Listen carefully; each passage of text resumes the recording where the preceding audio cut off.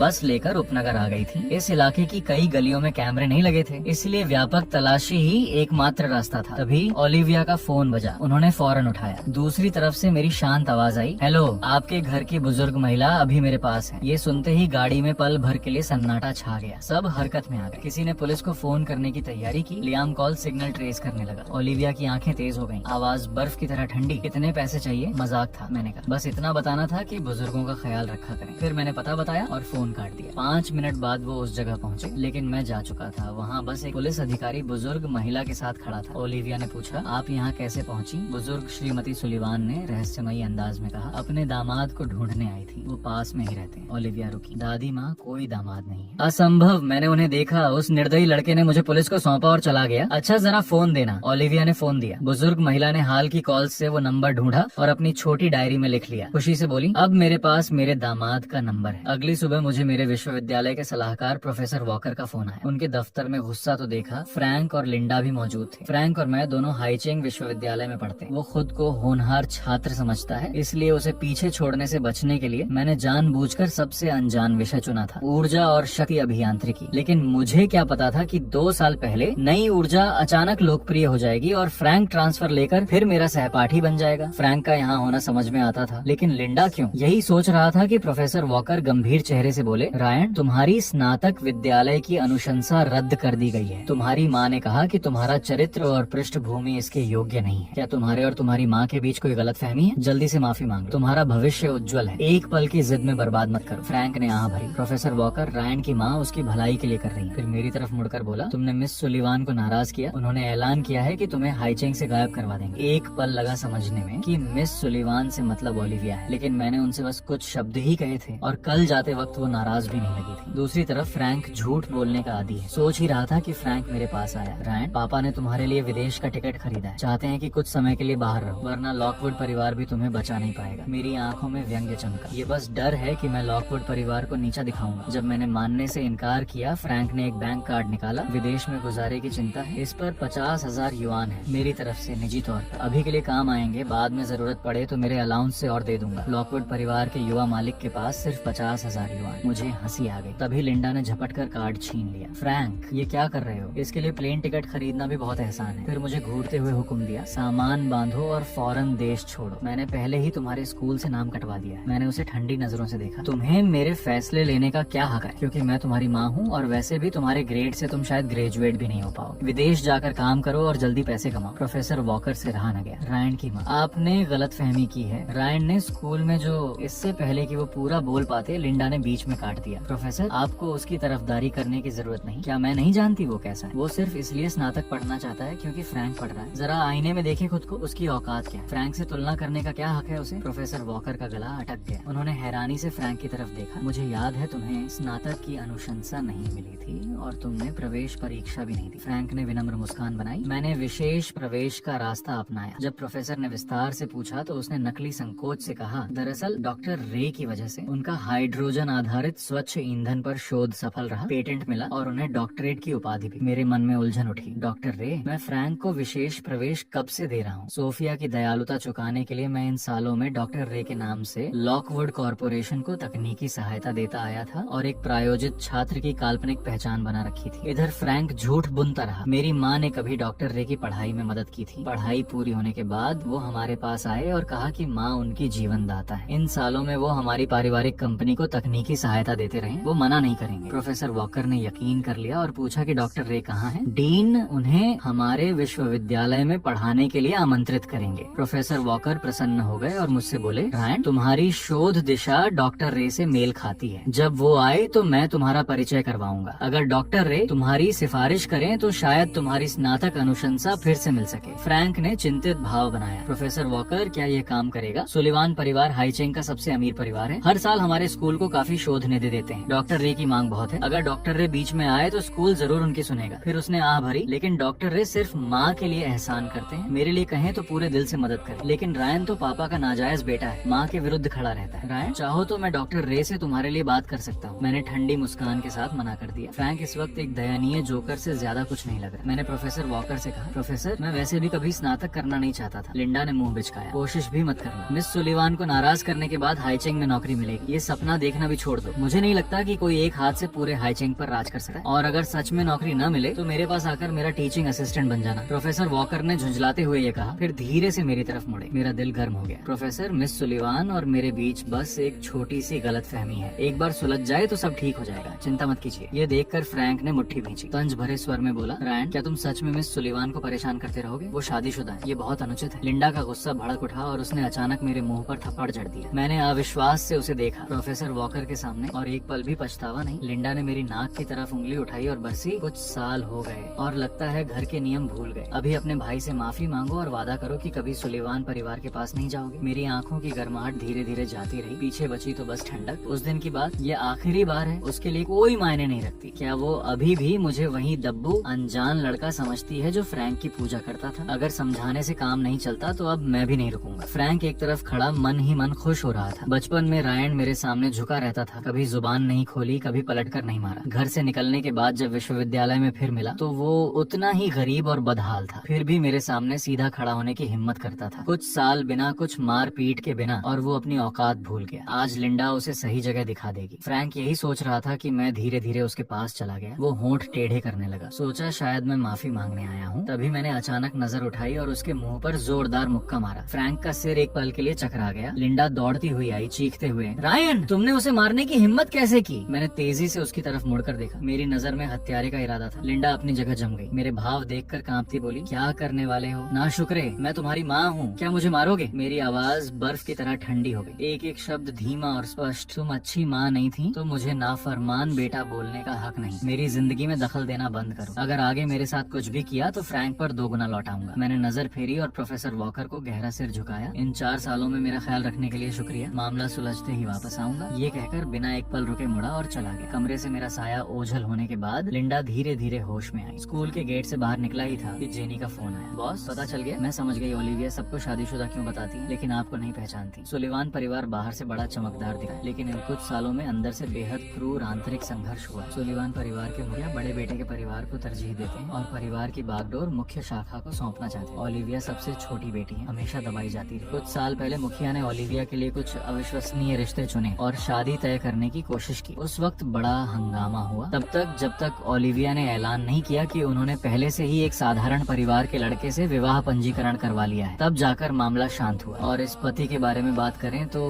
बड़ी दिलचस्प बात है। वो कभी सार्वजनिक रूप से नहीं आए, कभी किसी सुलिवान पारिवारिक समारोह में नहीं दिखे। तो सब कुछ जोड़ने पर एक ही सच सच निकलता है, और वो ये है कि जेनी शब्दों को खींच रही थी रहस्य बनाने की कोशिश में, लेकिन इससे पहले कि वो बोल पाती मैं पहले ही समझ चुका था। उसका शेड्यूल और संपर्क जानकारी मिली। जेनी एक पल के लिए शर्मिंदा होकर चुप हो गई। अगले कुछ दिनों का शेड्यूल भेज रही हूँ, लेकिन उनका निजी नंबर नहीं मिला। कोई बात नहीं, सीधे जाकर घेरूंगा। ओलिविया जैसी हैसियत वाले लोग अपना निजी नंबर बड़ी सावधानी से छुपाते हैं, न मिलना स्वाभाविक है। जेनी फौरन गपशप के मूड में आ गई। वो चारों तरफ बॉडीगार्ड से घिरी रहती हैं। पास जाना आसान नहीं। क्या आप जबरदस्ती करेंगे या थोड़ा शांत रहेंगे? मेरे होठों के कोने पर एक शरारती मुस्कान उभरी। सुलिवान ग्रुप के प्रवेश द्वार पर मैंने अपनी डिलीवरी यूनिफॉर्म सीधी की, एक डिलीवरी बॉक्स उठाया और रिसेप्शनिस्ट से बोला, मिस सुलिवान के लिए उनके खुद के दस्तखत चाहिए। रिसेप्शनिस्ट ने सेक्रेटरी ऑफिस को फोन किया। मुझे ऊपर जाने की अनुमति मिली। प्राइवेट लिफ्ट से सीधे 88वीं मंजिल पर पहुंचा। लिफ्ट से बाहर निकलते ही नजारा खुल गया। पूरी एक मंजिल, 100 से ज्यादा सचिवालय कर्मचारी, सिर्फ एक इंसान की सेवा में, ओलिविया। मैं मिलने आई सेक्रेटरी के पीछे चला, आराम से सीईओ के दफ्तर तक पहुंचा और दरवाजा खटखटाया। अंदर से एक सुरीली आवाज आई, आइए। मैं सोच रहा था कि आखिर ओलिविया से मिलना होगा, तभी एक साया आड़े आ गया। रुको। लियाम ने भौहें चढ़ाते हुए मुझे ऊपर से नीचे देखा। मिस्टर रायन, आप यहाँ क्या कर रहे हैं? उसका चेहरा काला पड़ गया। कल लॉकवुड घर में मुझे ओलिविया को परेशान करते देखा था। ओलिविया ने मुझसे निपटने की जहमत नहीं उठाई, और आज यह आदमी डिलीवरी मैन बनकर फिर यहाँ आ धमका। उसने 2 बॉडीगार्ड्स को इशारा किया। क्या हो रहा है? पहचान तक नहीं जांची और कोई भी ऊपर चला आया। इसे अभी बाहर फेंको। बदलो। ये क्या मतलब है? क्या सुलिवान ग्रुप डिलीवरी वालों को हेय दृष्टि से देखता है? वो काम करने वाले लोगों का सम्मान करते हैं, लेकिन क्या तुम डिलीवरी वर्कर हो? क्या तुम्हारे पास डिलीवरी वर्कर का आईडी है? लियाम ने व्यंग्य से कहा। उसके मुंह से ये निकला ही था कि एक वर्क आईडी सीधे उसके चेहरे के सामने आ गया। उसका भाव अकड़ गया। अभी अभी तो नहीं बनवाया ना? आईडी खुली, पंजीकरण की तारीख सामने थी। लियाम स्तब्ध रह गया। 8 साल पहले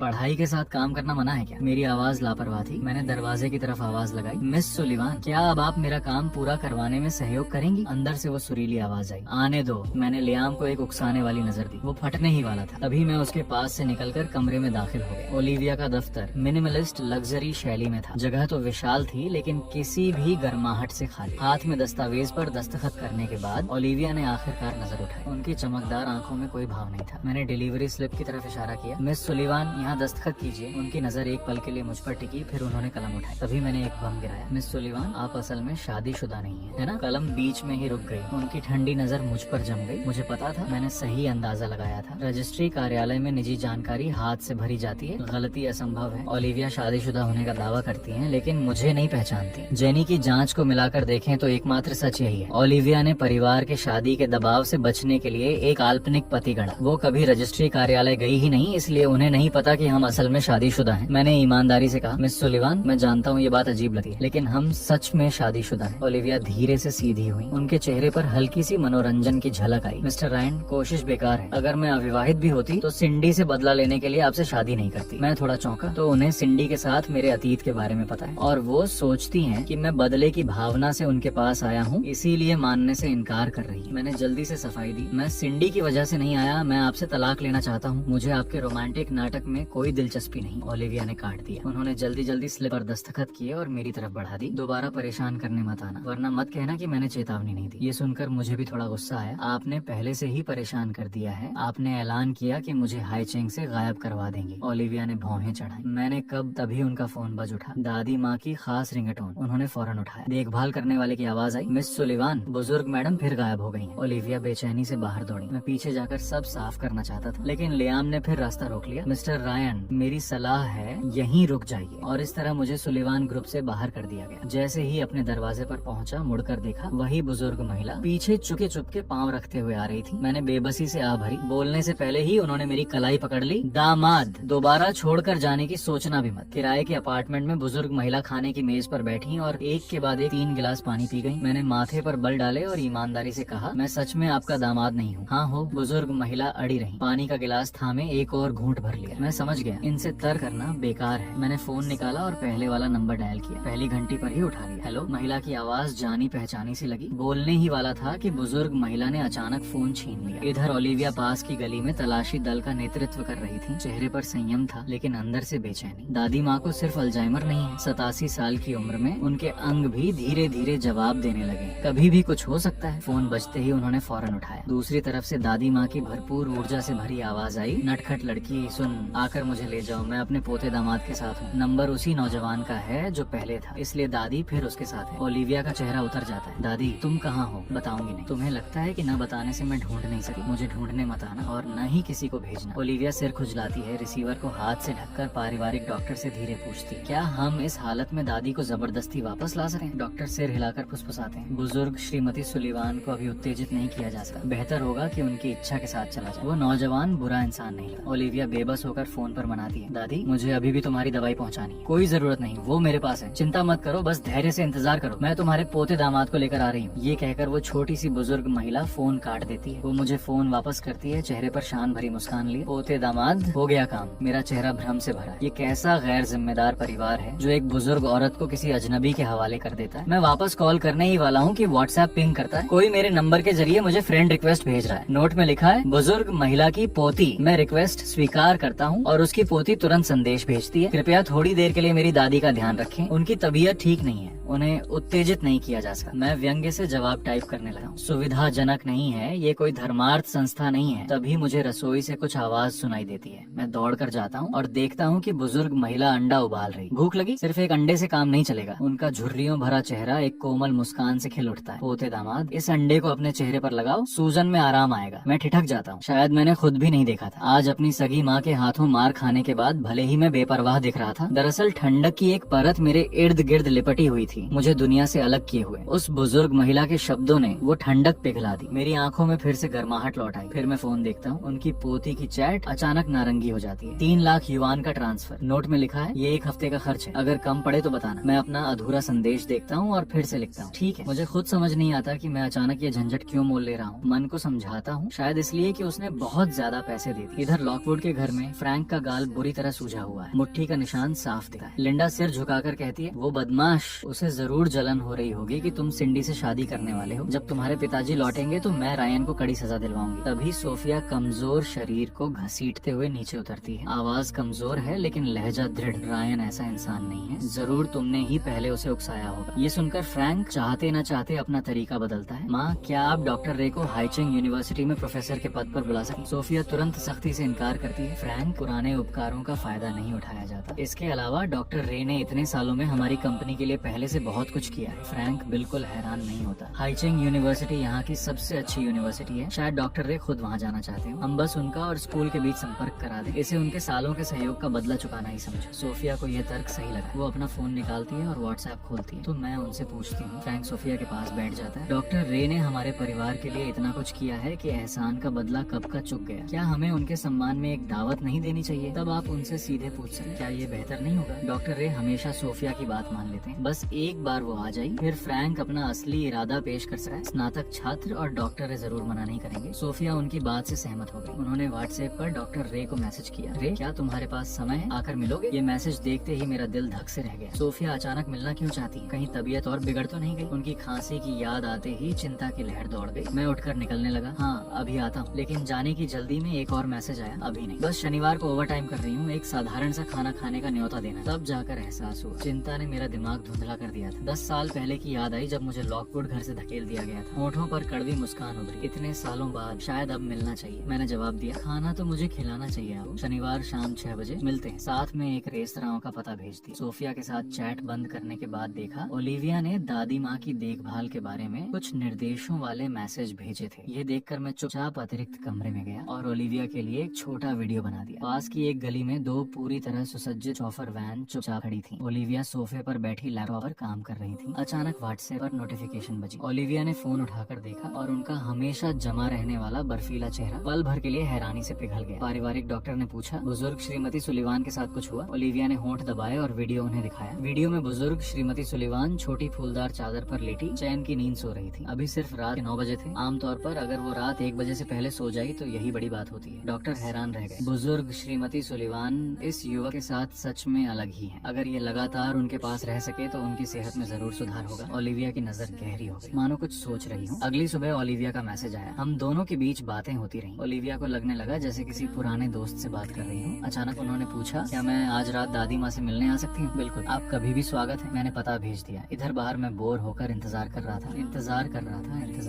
तभी पीछे से एक जानी पहचानी आवाज आई। मैं मुड़ा और एक जाना पहचाना चेहरा सामने था, सिंडी। जिस नरम और विचारशील चेहरे को मैं जानता था वो अब काला पड़ा हुआ था। वो मुझे घूर रही थी। कॉलेज में मैं हमेशा अकेला रहता था। सिंडी गर्मजोशी से भरी और मिलनसार थी, न हमेशा मेरे पास रहती थी। वो मेरी एकमात्र दोस्त जैसी। लेकिन अब हमारे बीच हालात अजीब थे। मैंने झिझकते हुए कहा, कोई काम था? सिंडी ने मुंह बिचकाया। फ्रैंक ने मुझे तुम्हारी असलियत बता दी। तुमने मुझसे छुपाया क्यों? और मैं बेवकूफ की तरह 4 साल तुम्हारे पीछे भागती रही। मजा आया? मेरा सीना ऐसे दबा जैसे किसी ने मुट्ठी में कसकर पकड़ लिया। कभी नहीं सोचा था कि 4 साल की दोस्ती इतनी आसानी से टूट सकती है। मैं पीछे हटा दूरी बनाने के लिए, लेकिन सिंडी आगे बढ़ी और जिद से बोली, तुम्हारे पास कहने को कुछ नहीं है? मैंने व्यंग्य से हंसी निकाली, नहीं। मुड़कर चलने लगा। जब वो मेरी पृष्ठभूमि को हे दृष्टि से देखती है तो ये दोस्ती रखने लायक नहीं। मेरे इस निर्णायक रवैये ने किसी वजह से सिंडी को चिढ़ा दिया। मुझे दूर जाते देख उसने बिना सोचे मेरी कलाई पकड़ ली। जा नहीं सकते। मैंने मुड़कर देखा और कुछ, सिंडी का चेहरा तन गया। सीने में गुस्सा उबलने लगा। वो समझ नहीं पा रही थी। पहले उसने ही छोड़ा था, फिर अब ऐसा क्यों लग रहा है कि वो खुद छोड़ी जा रही है। फिर उसकी व्यंग्य भरी आवाज सुनाई दी, अभी भी साइड जॉब कर रहे हो? मतलब अभी तक कोई असली नौकरी नहीं मिली? क्यों ना मेरा पर्सनल असिस्टेंट बन जाओ। मैंने उसकी पकड़ झटकी और ठंडे स्वर में मना किया, मैं इसके काबिल नहीं। लेकिन सिंडी रुकी नहीं। कुछ खास करना नहीं होगा, मेरे दफ्तर के पास एक अपार्टमेंट है, बस वहाँ रहना और मेरी रोजमर्रा की जरूरतें पूरी करनी है। 50,000 युआन महीना काफी है। मेरी आंखें फौरन ठंडी हो गई। तुम चाहती हो मैं तुम्हारा रखैल बनूं? सिंडी ने ठहाका लगाया। इसके लिए तो तुम पूरी तरह योग्य हो। आखिर तुम्हारी माँ खुद किसी की रखैल थी। बचपन से इसी माहौल में पले बड़े हो। इसे खानदानी परंपरा कह लो। यकीन है तुम इसमें माहिर निकलोगे। ये सुनते ही मैंने उसे जमीन पर धकेल दिया और ठंडी नजरों से देखा, बस। लेकिन खड़े होने के बाद वो गुस्सा होने की बजाय हंस दी। सोचने के लिए वक्त देती हूँ, मन बदले तो कभी भी आ जाना। ये कहकर सिंडी चली गई। मैंने खुद पर कड़वी हंसी निकाली। उस शाम ओलिविया समय पर काम से निकली और हाथ में दवाइयाँ लिए उस पुराने उपनगरीय मोहल्ले में पहुंची। व्हाट्सएप पर मिले पते पर दरवाजा खटखटाया। दादी माँ को स्वस्थ देखकर ही ओलिविया ने चारों तरफ नजर दौड़ाई। सिर्फ 60 वर्ग मीटर का 2 कमरों का अपार्टमेंट, लेकिन साफ सुथरा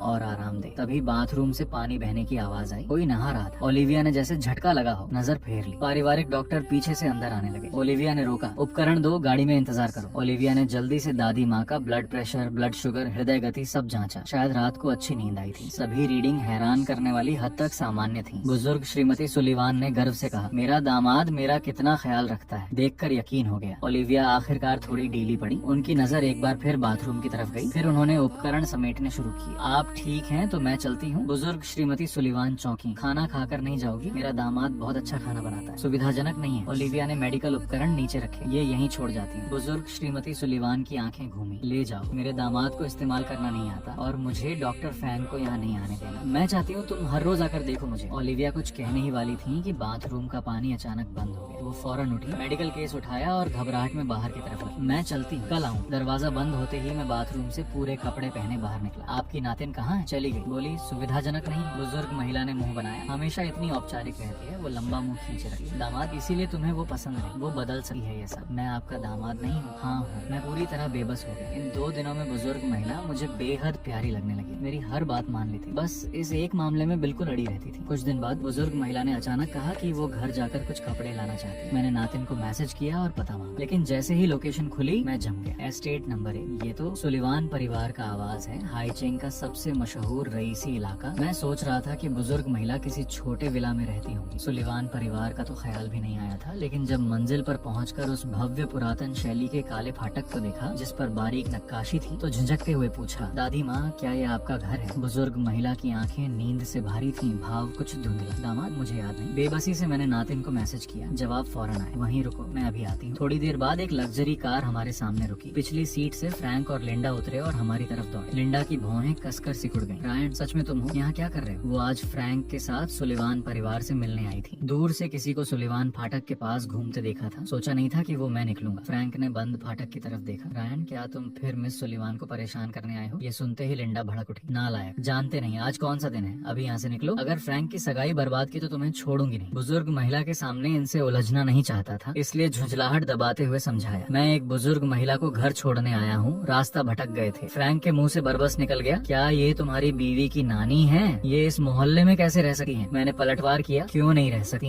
लिंडा मुझ पर जोर जोर से बरसने लगी। नाटक बंद करो, तुम्हारी कंगाल बीवी की नानी यहाँ रहेगी, सपने देखना छोड़ो। फिर बुजुर्ग महिला की तरफ मुड़ी। अरे बुढ़िया, बता तो कौन से नंबर के विला में रहती हो? मैंने भौहें चढ़ाई, बोलने ही वाला था, तभी बुजुर्ग महिला अचानक उठ खड़ी हुई। आंखों में चमक आ गई। याद आ गया, मैं यहीं रहती हूँ। दामाद चलो मेरे साथ। उन्होंने मेरा हाथ पकड़ा और सुलिवान फाटक की तरफ चलने लगी। फाटक अभी 100 मीटर दूर था। 2 कदम भी नहीं चले थे कि फ्रैंक बोल पड़ा, रायन तुमने ये सारे बहाने बस इसलिए बनाए ताकि इस बुजुर्ग महिला को ढाल बनाकर सुलिवान घर में घुस सको। मेरे कदम डगमगाए। मैंने तेज नजरों से सुलिवान एस्टेट की तरफ देखा। ये भव्य फाटक देखते देखते ही मन में एक धुंधला सा शक उठा था, लेकिन व्हाट्सएप पर जो विनम्र नातिन थी उसे ठंडी और निर्दयी ओलिविया से जोड़ना मुश्किल लग रहा था। शायद बुजुर्ग महिला गलत हो। पुष्टि करने ही वाला था कि लिंडा अचानक आगे झपटी और बुजुर्ग महिला की तरफ हाथ बढ़ाया। इस सुलिवान घर में तुम्हें गड़बड़ नहीं करने दूंगी। मैं चौंक गया। एक हाथ से बुजुर्ग महिला को आड़ में लिया, दूसरे हाथ से लिंडा को पकड़कर जोर से परे धकेल दिया। ये क्या? लिंडा लड़खड़ाकर पीछे गई। संभलते ही वो आग बबूला हो गई। नाशुक्रे, इस बुढ़िया के लिए अपनी माँ पर हाथ उठाने की हिम्मत हुई तुम्हें? पुलिस बुलाती हूँ। मैंने उसे अनसुना किया और फौरन बुजुर्ग महिला को देखा। उन्हें पहले कभी इस तरह गाली नहीं पड़ी थी। जैसा मुझे डर था, वो पूरी तरह कांप रही थी। हाथ सीने पर दबाए, शरीर बेकाबू हिल रहा था। मैंने जल्दी से उन्हें सहारा दिया और उनकी जेब से आपातकालीन हृदय की गोलियां निकाली, लेकिन बोतल खोली तो खाली। मेरी पुतलियां सिकुड़ गईं। बुजुर्ग महिला बेहद कमजोर है। जब तक बिल्कुल जरूरी न हो, हाथ से CPR उचित नहीं। दवा ही सबसे सही रास्ता है। मैंने तेज नजरों से फाटक की तरफ देखा। सुलिवान परिवार के पास दवा होगी। भले ही बुजुर्ग महिला सुलिवान न हो, वो उनकी मेहमान है। वो उन्हें मरते नहीं देखेंगे। मैंने बुजुर्ग महिला को गोद में उठाया, तभी फ्रैंक ने मेरी बांह जोर से पकड़ ली। रायन, ये मत करो। सुलिवान तुम्हें अंदर नहीं आने देंगे। उसकी आंखों में एक घिनौनी चमक कौंधी। उस पल मुझे लगा मैं होश खो दूंगा। भयंकर गुस्सा मेरी आंखों में उबल रहा था। मैंने उसे लात मारकर जमीन पर गिरा दिया, लेकिन अगले ही पल मेरी टांग बुरी तरह जकड़ गई। लिंडा जमीन पर बैठकर बेशर्मी से पूरी ताकत से मुझसे चिपकी हुई थी। मैं गुस्से से कांप रहा था। गोद में बुजुर्ग महिला थी। उस पल छुटकारा पाना मुमकिन नहीं था। तभी एक काली गाड़ी धीरे धीरे आकर रुकी। ओलिविया बाहर निकली और तेज आवाज में बोली, ये सब क्या हो रहा है? फ्रैंक फौरन बोल पड़ा, मिस सुलिवान, ये रायन है। ये एक मरते हुए इंसान को लेकर सुलिवान एस्टेट में घुसकर धोखाधड़ी करना चाहता था। मुझे नहीं रोक पाने का अफसोस है। ये सुनते ही ओलिविया की नजर मेरी गोद में गई और उन्होंने देखा कि वो इंसान उनकी दादी माँ है। उनकी पुतलियां तेजी से सिकुड़ी। वो तेज कदमों से हमारी तरफ बढ़ी। दादी माँ ओलिविया के सबसे करीब है, लेकिन उनकी सेहत सालों से गिरती जा रही है। ओलिविया साफ तौर पर बेहद घबरा गई थी। मेरे पास सफाई देने का वक्त नहीं था। मैंने जल्दी से कहा, बुजुर्ग महिला को दिल का दौरा पड़ रहा है। उनके पास जो गोलियां थीं वो खत्म हो गई। अगर वक्त पर दवा मिल जाए तो सब ठीक हो जाएगा। ओलिविया ने होंठ भींचे, दादी माँ को मेरी गोद से लिया और सुलिवान एस्टेट की तरफ दौड़ पड़ी, बिना पीछे देखे। मैं पीछा नहीं कर सका क्योंकि लिंडा अभी भी मेरी टांग से चिपकी थी। फ्रैंक को अभी भी बुजुर्ग महिला की पहचान पर शक था, लेकिन लिंडा ने मुझे छोड़ा, कपड़े झाड़े और मुंह बिचकाया। तो यही चाल थी, उस बुढ़िया को ढाल बनाकर सुलिवान फाटक तोड़ना। तभी सुलिवान का फाटक खुला और सिंडी बाहर निकली। फ्रैंक का चेहरा फौरन चापलूसी से भर गया। सिंडी, तुम्हें पार्किंग में इंतजार करना था, फाटक तक आने की क्या जरूरत थी? सिंडी ने जबरदस्ती नरमी दिखाई। डर था कहीं पहली बार में रास्ता न भटक जाओ। फिर उसने मेरी तरफ देखा और उसकी नरमी पल भर में बर्फीली दुश्मनी में बदल गई। रायन, क्या तुम मन बदलने आए हो? मैंने सीधा चेहरा रखा और चुप रहा। मन बदलता तो फोन कर लेते। सुलिवान एस्टेट में आने की इजाजत किसने दी? एक नाजायज बेटा इस फाटक से कदम रख भी सकता है। सिंडी ने ठंडी हंसी निकाली। वैसे अगर सच में अंदर झांकना है तो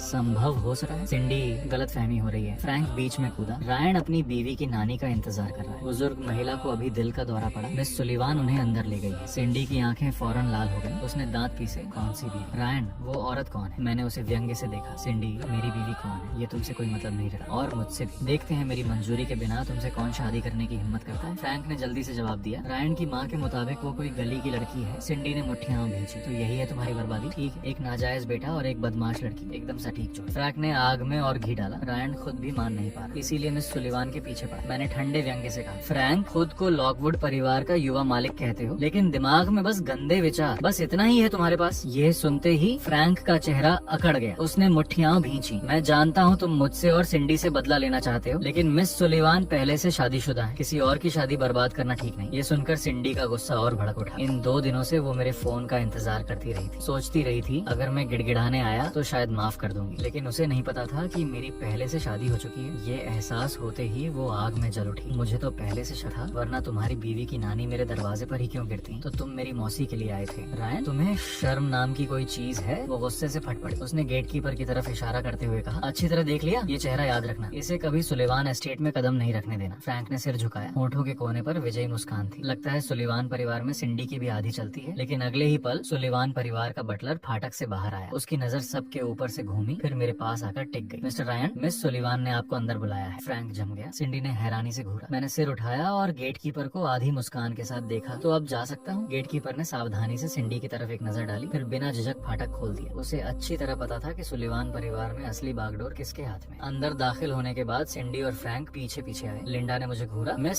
सुलिवान ने शायद बस तुम्हें अपनी नानी लेने बुलाया है, मिल जाए तो चुपचाप निकल जाना। सुलिवान का कालीन गंदा मत करना। इन शब्दों के साथ सब एक साथ लिविंग रूम में दाखिल हुए और सामने का नजारा देखा। बुजुर्ग श्रीमती सुलिवान सोफे की मुख्य सीट पर बैठी थी। उनकी आंखें तन गई थी। दुष्ट औरत, इसे जानवर बोल रही थी। उन्होंने शाही कपड़े पहन लिए थे, लेकिन रंग संगत अभी भी खराब थी। ओलिविया उनके बाईं तरफ ठंडे भाव से बैठी थी। लिंडा अपनी जगह जम गई। फ्रैंक के घुटने कांपे, वो लगभग जमीन पर गिरने ही वाला था। सिंडी ने शिनकू से थामा। क्या हुआ? फ्रैंक के हाथ कांप रहे थे। उसने अचानक कड़वी हंसी निकाली। रायन, तुमने हमसे झूठ क्यों बोला? कहा कि ये तुम्हारी बीवी की नानी है, हमसे उनका अपमान करवाया। पल भर में कई संदेह भरी नजरें मुझ पर आ गईं। लिंडा ने फौरन मौका भांपा। तुम्हें पता था बुजुर्ग श्रीमती सुलिवान को अल्जाइमर है, फिर भी उन्हें धोखा देने की हिम्मत हो। सुलिवान परिवार को क्या समझ रखा है? अभी घुटने टेक कर माफी मांगो। मेरी आंखें अंधेरी हो गई। ये सारा दोष मुझ पर मढ़ना चाहती है ताकि फ्रैंक बच निकले। कितनी चालाक चाल। धड़ाम, एक चाय का कप हवा में उड़ा। बुजुर्ग श्रीमती सुलिवान ने फेंका और सीधे लिंडा पर जा लगा। खौलती चाय उस पर उलट गई, लेकिन लिंडा चीखने की हिम्मत नहीं जुटा पाई। कमीनी, बुजुर्ग श्रीमती सुलिवान ने झिड़का। वो मेरा दामाद है। लिंडा जलन सहते हुए बोली। मैडम, आपको इसने धोखा दिया है। मुझे पूरा यकीन है इसकी बीवी बस एक बदमाश लड़की है। बहस की जरूरत नहीं, सीधे असली इंसान से पूछ लो। सिंडी की माँ मैंने बात संभाली। ओलिविया, क्या ये सच में तुम्हारे पति हैं? मैं चुपचाप ओलिविया को देखा और फिर वही जवाब आया जिसकी उम्मीद थी। नहीं, कितनी कृतज्ञ और विश्वासघाती।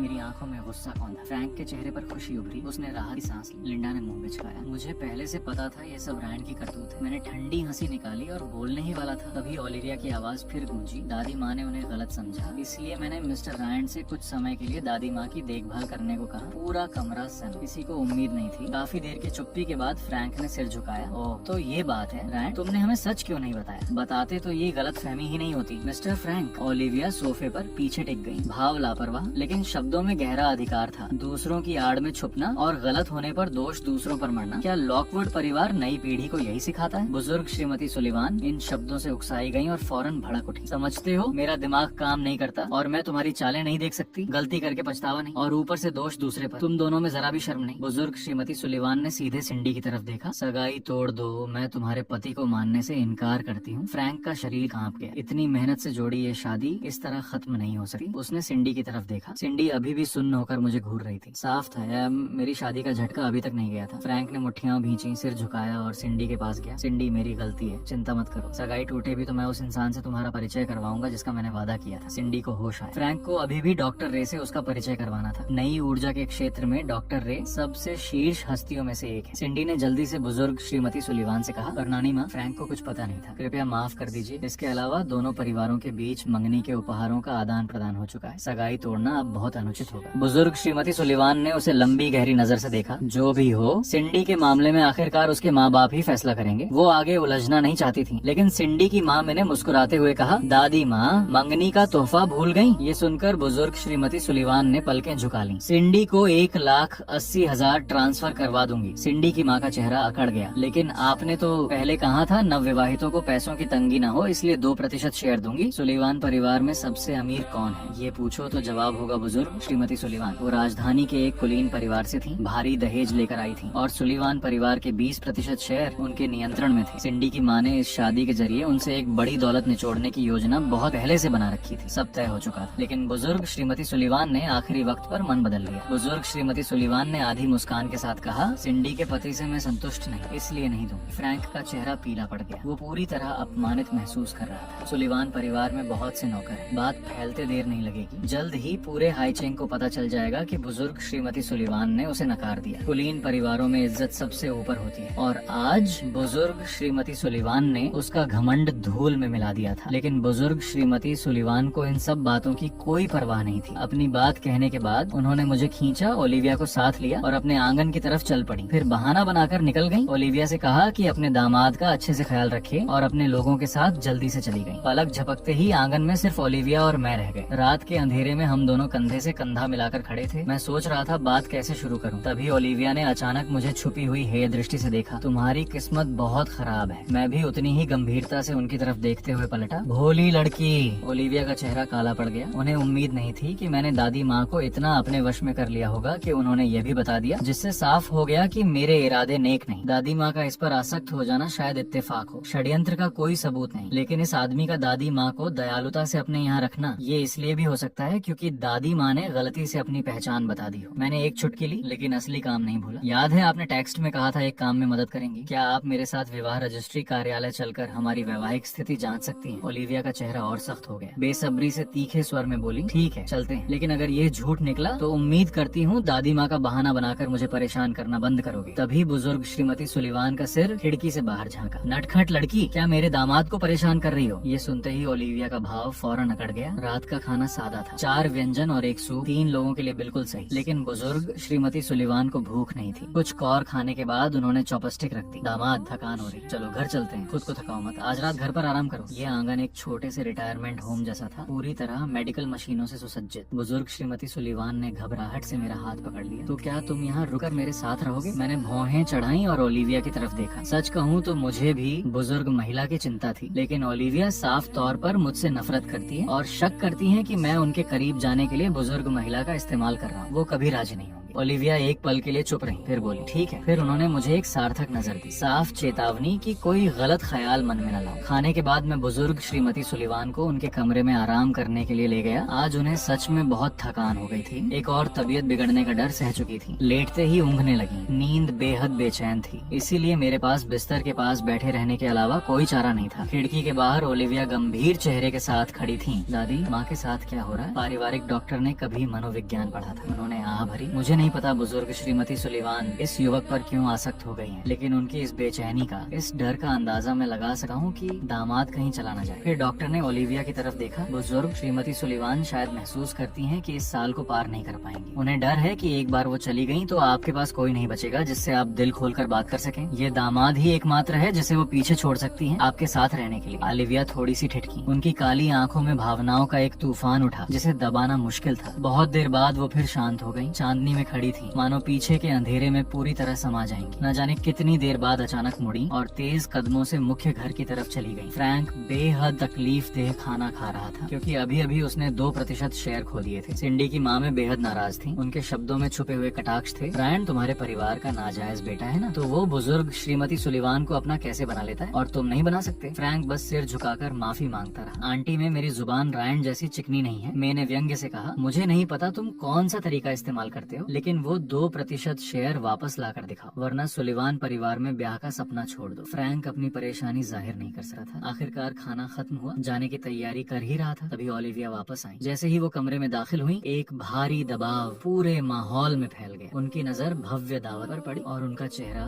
और सख्त हो गया। दादी माँ ने आज रात कुछ खाया नहीं, फिर भी तुम सब यहाँ मौज कर रहे हो। मैं उसके चेहरे के भाव देखती है और बोलने की हिम्मत नहीं करती। सिंडी के पिता एरिक माथे पर बल डालते हुए पूछते हैं, ओलिविया तुम यहाँ किस लिए आई हो? ओलिविया अपने नाम मात्र के बड़े भाई की बात को अनसुना करती है और अपनी नजर फ्रैंक पर टिका देती है। क्योंकि सगाई अभी तक नहीं टूटी तो वो अब सलिवन परिवार का हिस्सा माना जाएगा, है ना? और अगर वो सलिवन है तो उसे सलिवन के नियम मानने होंगे। आज उसने एक बड़े का अपमान किया है, उसकी सजा है कि वो पूरी रात पूर्वजों के कक्ष में घुटनों पर बैठे। ओलिविया बिना किसी के जवाब का इंतजार किए अपने पीछे खड़े लोगों को इशारा करती है। 2 अंगरक्षक फ्रैंक के पास आते हैं। मिस्टर फ्रैंक कृपया। फ्रैंक याचना भरी नजरों से सिंडी को देखता है, लेकिन वो साफ तौर पर परिवार की मुखिया की बात टालने की हिम्मत नहीं रखती। वो गहरी सांस लेता है और अंगरक्षकों के साथ जाने के अलावा कोई चारा नहीं पाता। कमरे से निकलने से ठीक पहले वो सिंडी को यह पूछते सुनता है, आंटी ओलिविया, रायन का क्या हुआ? क्या वो चले गए? फिर ओलिविया का चेतावनी भरा जवाब आता है, वो मेरे मेहमान हैं, वो आज रात सलिवन हवेली में रहेंगे। फ्रैंक अंगरक्षकों के साथ पूर्वजों के कक्ष की ओर चल देता है। लेडी ओलिविया ने कहा है कि तुम दोनों की अभी शादी नहीं हुई, इसलिए तुम सलिवन पूर्वज कक्ष में नहीं जा सकते। बाहर घुटनों पर बैठो, बाहर कठोर पत्थर की फर्श है। फ्रैंक कुछ कहना चाहता है, लेकिन दोनों अंगरक्षक हाथ पीठ पर बांधे उसे ठंडी नजरों से देख रहे हैं। रात बहुत ठंडी है। फ्रैंक कांपता है। घुटनों से हड्डियों तक चुभती ठंड उसे भीतर तक जकड़ लेती है। वो खुद को ढीला छोड़ने की कोशिश करता है, खुद से थोड़ी नरमी बरतने की सोचता है, लेकिन वो दोनों अंगरक्षक द्वारपालों की तरह उसे घूरते रहते हैं। वो कुछ नहीं बोलते, फिर भी उनकी मौजूदगी रूह तक ठंडी है। अगले दिन जब मेरी आंख खुलती है तो मैं खुद को बिस्तर पर पाता हूँ, एक गुलाबी कंबल ओढ़े हुए, जो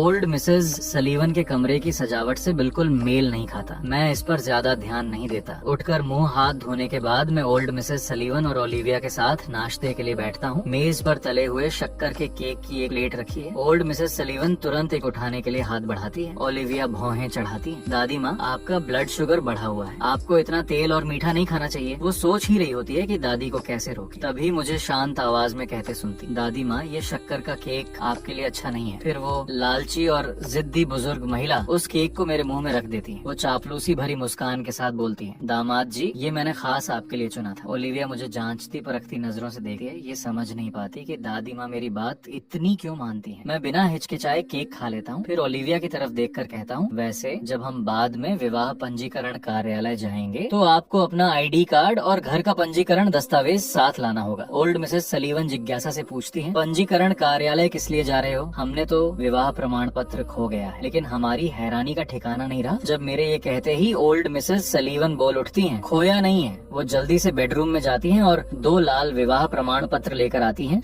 और ओलिविया मुझे थमा देती है। मैं अपने हाथ में थमे विवाह प्रमाण पत्र को सदमे में देखता रहता हूँ। अचानक मुझे एहसास होता है कि ओल्ड मिसेस सलीवन ने पहली मुलाकात से ही मुझे दामाद जी कहकर बुलाया था। उन्हें शुरू से पता था कि हम विवाहित हैं। मुझे लगता है जैसे मैंने सच्चाई का एक धागा पकड़ लिया हो। मैं तुरंत पूछता हूँ, दादी माँ ये विवाह प्रमाण पत्र आपके पास क्यों है? ओल्ड मिसेस सलीवन एक पल के लिए रुक जाती है। उनकी आंखें थोड़ी धुंधली हो जाती हैं। मुझे याद नहीं। तो फिर मिसेस सलीवन और मेरी शादी कैसे हुई? ओल्ड मिसेस सलीवन बस सिर हिलाती रहती है। मुझे याद नहीं। मैं थोड़ा बेचैन हो जाता हूँ। दादी माँ जरा और याद करने की कोशिश करें। बस करो। ओलिविया धीमी लेकिन तीखी आवाज में झिड़कती है और आगे बढ़कर मेरे और ओल्ड मिसेस सलीवन के बीच आ जाती है। वो मुझे ठंडी और निर्लिप्त नजरों से देखती है। रायन ये प्रमाण पत्र असली है। अब तुम ये कहोगे कि रजिस्ट्री कार्यालय जाने की जरूरत नहीं, तो यही था तुम्हारा असली मकसद। पहले रजिस्ट्री कार्यालय जाने का वैध बहाना बनाकर मुझे परेशान करो, फिर दादी को ये नकली प्रमाण पत्र निकलवा कर उन्हें यकीन दिला दो। मुझे उसके लहजे में हल्की सी हत्या करने की चाहत महसूस होती है और मैं पूरी तरह हैरान रह जाता हूँ। खैर आज जाना जरूरी नहीं। तलाक कोई एक बार की रजिस्ट्री से नहीं होता। 2 साल से हम कानूनी रूप से पति पत्नी हैं, इसलिए संपत्ति के बंटवारे के कई मामले हैं। पहले हमें तलाक का समझौता साइन करना होगा। नहीं। ओलिविया ये कहकर मुझे ध्यान से देखती है और उसे बस एक पल की हिचकिचाहट के बाद मुझे अनमने ढंग से कहते देखती है, जैसी आपकी मर्जी। क्या वो इतना अच्छा अभिनय कर रहा है या ये विवाह प्रमाण पत्र सच में असली है? ओलिविया को अचानक संदेह होने लगा है। वो बस प्रमाण पत्र उठाती है और पहले बाहर निकल जाती है। पार्किंग में इंतजार करो। मैं ओल्ड मिसेस सलीवन को आश्वस्त करते हुए मुस्कुराता हूँ। जैसे ही हम पार्किंग में पहुँचते हैं मुझे लिंडा दिखती है जो चांग बाई चेहरे वाले फ्रैंक को सहारा दे रही है। मुझे आता देख वो नाराजगी से दौड़ कर आती है। तुम्हें अपने भाई की मदद करनी चाहिए रायन। तुम नाजायज संतान हो, लेकिन लॉकवुड परिवार ने तुम्हारी पृष्ठभूमि को नजरअंदाज करके तुम्हें पाला पोसा। कम से कम उनकी मेहनत का तो लिहाज करो। तुम्हें लॉकवुड परिवार का कर्ज चुकाना चाहिए। ये दिमागी धुलाई मैं 20 साल से सुनता आ रहा हूँ और अब ये मुझे बस हंसाती है। मुझे चुप देखकर लिंडा मौके का फायदा उठाती है। अब तुम बड़े हो गए हो, आखिरकार लॉकवुड परिवार का कर्ज चुकाने का मौका आया है। रायन क्या ओल्ड मिसेस सलीवन तुम्हारी बात नहीं मानती? जाओ और उनसे कहो कि वो 2% हिस्सेदारी तुम्हारे भाई को वापस दें। ये सुनकर मैं अचानक हंस पड़ता हूँ। मैं तो बस एक तुच्छ नाजायज संतान हूँ। भला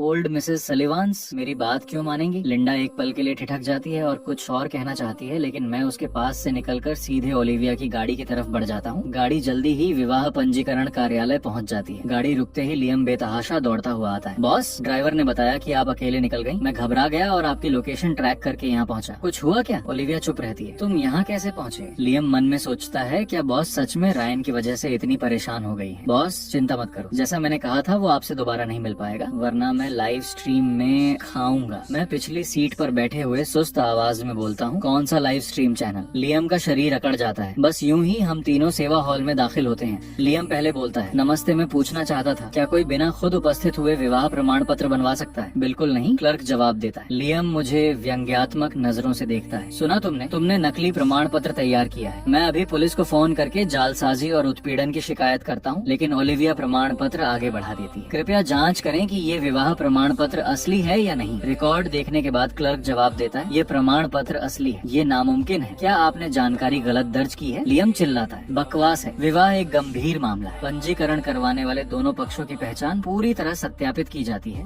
और वे घोषणा पत्र पर हस्ताक्षर करते हैं। मैं जल्दी से बोलता हूँ, क्या हम अपने घोषणा पत्र देख सकें? ओलिविया भी सिर हिलाती है। कृपया वो फॉर्म निकालें। क्लर्क अनमने ढंग से उठता है। आप दोनों सच में एक जोड़े की तरह एक मत है। ठीक है, मैं ढूंढ कर लाता हूँ। जल्द ही 2 पंजीकरण दस्तावेज हमारे सामने रखे जाते हैं। मैं हस्तलिखित अक्षरों पर नजर डालता हूँ। ये सच में मेरी ही लिखावट है। लियम झुककर देखता है और सांस रोक लेता है। बॉस, ये सच में आपकी लिखावट है। ओलिविया चुप हो जाती है। मैं क्लर्क की तरफ मुड़ता हूँ। नमस्ते, क्या हम उस दिन की सुरक्षा कैमरे की फुटेज देख सके हैं जब हमने पंजीकरण कराया था? माफ कीजिए, हम केवल 6 महीने तक की फुटेज रखते हैं। क्लर्क हमें बार बार आश्वस्त करता है, हमारी प्रक्रिया में कोई भूल नहीं होती। प्रमाण पत्र प्राप्त करने के लिए दोनों पक्षों का व्यक्तिगत रूप से उपस्थित होना अनिवार्य है। हम तीनों पंजीकरण कार्यालय से बाहर निकलते हैं। लियम बहुत चक्का दिखा। बॉस, अब क्या करें? ओलिविया की आंखें गहरी हो जाती हैं, जबकि कि मैं एक भौं उठाता हूँ। तलाक हम दोनों एक साथ बोलते हैं। लियम हक्का बक्का रह जाता है, फिर पूछता है अगर अभी तलाक लेना है तो क्या तलाक की शर्तों पर चर्चा नहीं होनी चाहिए? मेरा वकील आपसे संपर्क करेगा, मेरे वकील से बात करो। ओलिविया और मैं तीसरी बार एक साथ बोलते हैं। मैं हंसता हूँ और सीधे कहता हूँ ऐसा करते हैं, हम दोनों अपने अपने वकीलों से समझौता पत्र तैयार करवाते हैं। पहले हम खुद देख लेते हैं और अगर कोई समस्या हो तो वकील आपस में बात कर लेंगे। लियम मुंह बिचकाता है, तुम जैसा कोई वकील का खर्च उठा सकता है? लेकिन ओलिविया सहमति में सिर हिलाती है। मैं लियम को नजरअंदाज करके अपना फोन निकालता हूँ। मिस सलिवन, चलिए व्हाट्सएप पर एक दूसरे को जोड़ लेते हैं, संपर्क में रहना आसान होगा। ओलिविया मुझे एक अर्थपूर्ण नजर से देखती है और अपना QR कोड खोलती है। मैं स्कैन करता हूँ और चैट बॉक्स खुलता है जिसमें संपर्क का नाम साफ है, ना समझ पोती। उसका चेहरा तुरंत काला पड़ जाता है। मुझे भी शर्मिंदगी होती है। मैं भूल गया था कि हम पहले से एक दूसरे को जोड़ चुके थे। उसके तने हुए चेहरे को देखकर मैं खंखारता हूँ, वो नाम तो बस यूं ही रख दिया था। मैं जल्दी से नाम बदलकर नासमझ लड़की करता हूँ, एक फिर मिलेंगे का संदेश छोड़ता हूँ और टैक्सी पकड़ लेता हूँ। गाड़ी में मैं जेनी को फोन करता हूँ, मुझे सबसे अच्छा तलाक का वकील ढूंढो, वो मुझसे एक पैसा भी नहीं ले सकी। बॉस, आपकी शादी का माजरा क्या है? आप दोनों को एक साथ याददाश्त नहीं खोनी चाहिए थी। मैं एक लंबी सांस लेता हूँ। कोई एक तो जरूर जानता है कि क्या हो रहा है। क्या वो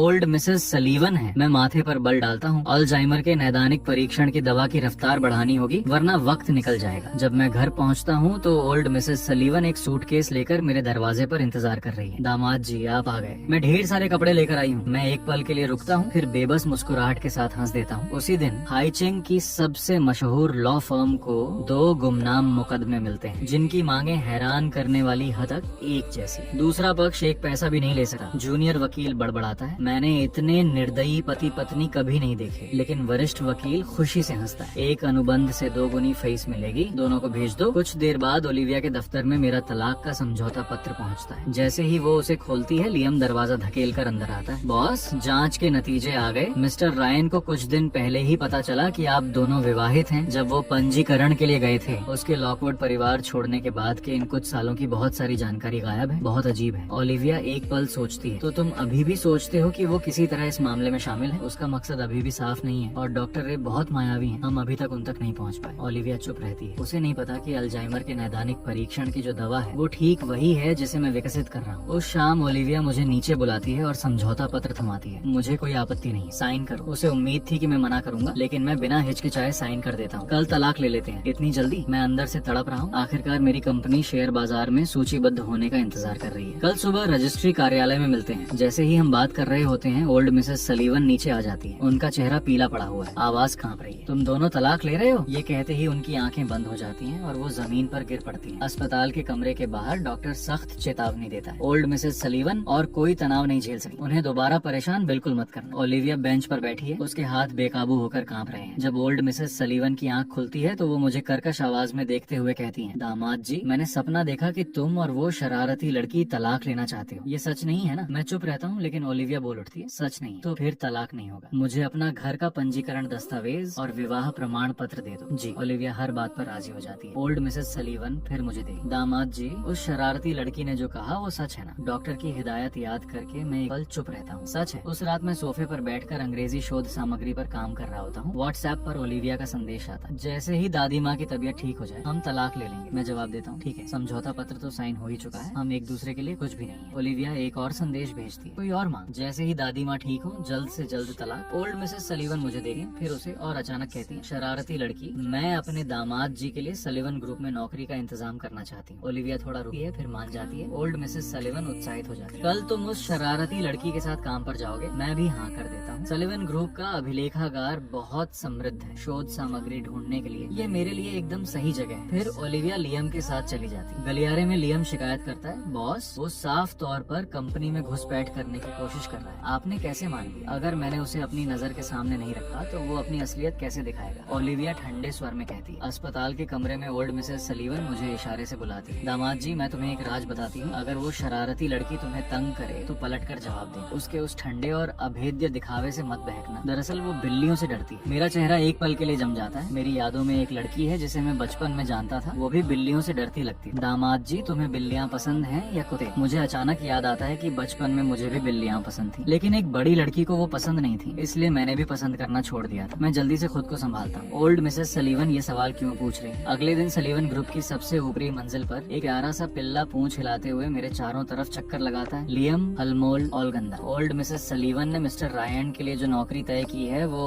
इस छोटे पिल्ले की देखभाल करना है। ओलिविया को भी समझ नहीं आता। मेरी नौकरी सच में एक कुत्ते के साथ खेलना, ये तो बेतुका है। वो हुक्म देती है, इन्हें नई ऊर्जा अनुसंधान एवं विकास विभाग में ले जाओ, टीम 1 में शामिल करवाओ। ये पहले से तय था। नई ऊर्जा अनुसंधान एवं विकास विभाग कंपनी का भविष्य। वो मुझे वहाँ रख रही है ताकि देख सके कि मैं कहाँ चूकता हूँ। मुझे कोई आपत्ति नहीं, मैं पिल्ले को गोद में उठाता और लियम के पीछे चल देता। इसका कोई नाम है? ओल्ड मिसेस सलिवन चाहती हैं कि आप नाम रखें। मैं ओलिविया का तना हुआ चेहरा देखता हूँ। इसे किटी बुलाते हैं। नई ऊर्जा अनुसंधान एवं विकास विभाग 38वीं मंजिल पर है। लिफ्ट में लियम कहता है, मिस्टर रायन, सलिवन ग्रुप के अनुसंधान विभाग में ज्यादातर कर्मचारी पीएचडी छात्र हैं। सबसे कम योग्यता वाले भी शीर्ष विश्वविद्यालयों के स्नातकोत्तर हैं। आप पहले स्नातक हैं। यहाँ अपने वरिष्ठों से अच्छे से सीखना, ये आपके भविष्य के लिए बहुत फायदेमंद होगा। बॉस ने ये खास आपके लिए तय किया है। बेशक इसके लिए हमेशा एहसानमंद रहने की जरूरत नहीं है। ये बॉस का इनाम है आपके लिए, ओल्ड मिसेस सलीवन को खुश रखने का। मेरे मुंह का कोना फड़ता है। सच में कोई जरूरत नहीं। वैसे बॉस के साथ आपका रिश्ता, वो इसे सार्वजनिक नहीं करना चाहती ताकि कोई झंझट न हो। एक बार जब तलाक हो जाए, मैं उसे देखता हूँ। संयोग से मेरी भी यही चिंता है। लियम हक्का बक्का रह जाता है। इस आदमी की इतनी हिम्मत कि वो बॉस को नीचा दिखाए। काम का पहला दिन आसान रहता है। कोई मुझे कोई काम नहीं सौंपता तो मैं खुशी खुशी दफ्तर में किटी के साथ खेलता रहता हूँ। जब वो सो जाता है, मैं उठकर दरवाजा बंद करता हूँ और सीधे 60वीं मंजिल के अभिलेखागार की ओर चल देता हूँ। अल्जाइमर की विशेष दवा विकसित करके और ओल्ड मिसेस सलीवन को इतना ठीक करके कि वो पुरानी बातें याद कर सकें। तभी मैं समझ पाऊंगा कि यह अजीबोगरीब शादी आखिर है क्या। यहाँ की किताबें हर क्षेत्र के उच्चतम स्तर के ज्ञान से भरी हैं। कुछ तो बाहरी लोगों को मिलती भी नहीं। मुझे हल्की सी रोमांच की लहर महसूस होती है। ऊपरी मंजिल पर ओलिविया को दादी माँ का व्हाट्सएप संदेश आता है, जिनका नाम अब बदल कर दादी माँ जिन्हें तनाव नहीं देना हो गया है। शरारती लड़की, आज अपने दामाद जी के साथ दोपहर का खाना खाना और मुझे तुम दोनों के साथ बैठकर खाने की एक प्यारी सी फोटो भेजना। ओलिविया बेबसी से एक लंबी सांस लेती है और कॉल बेल दबाती है। लियम,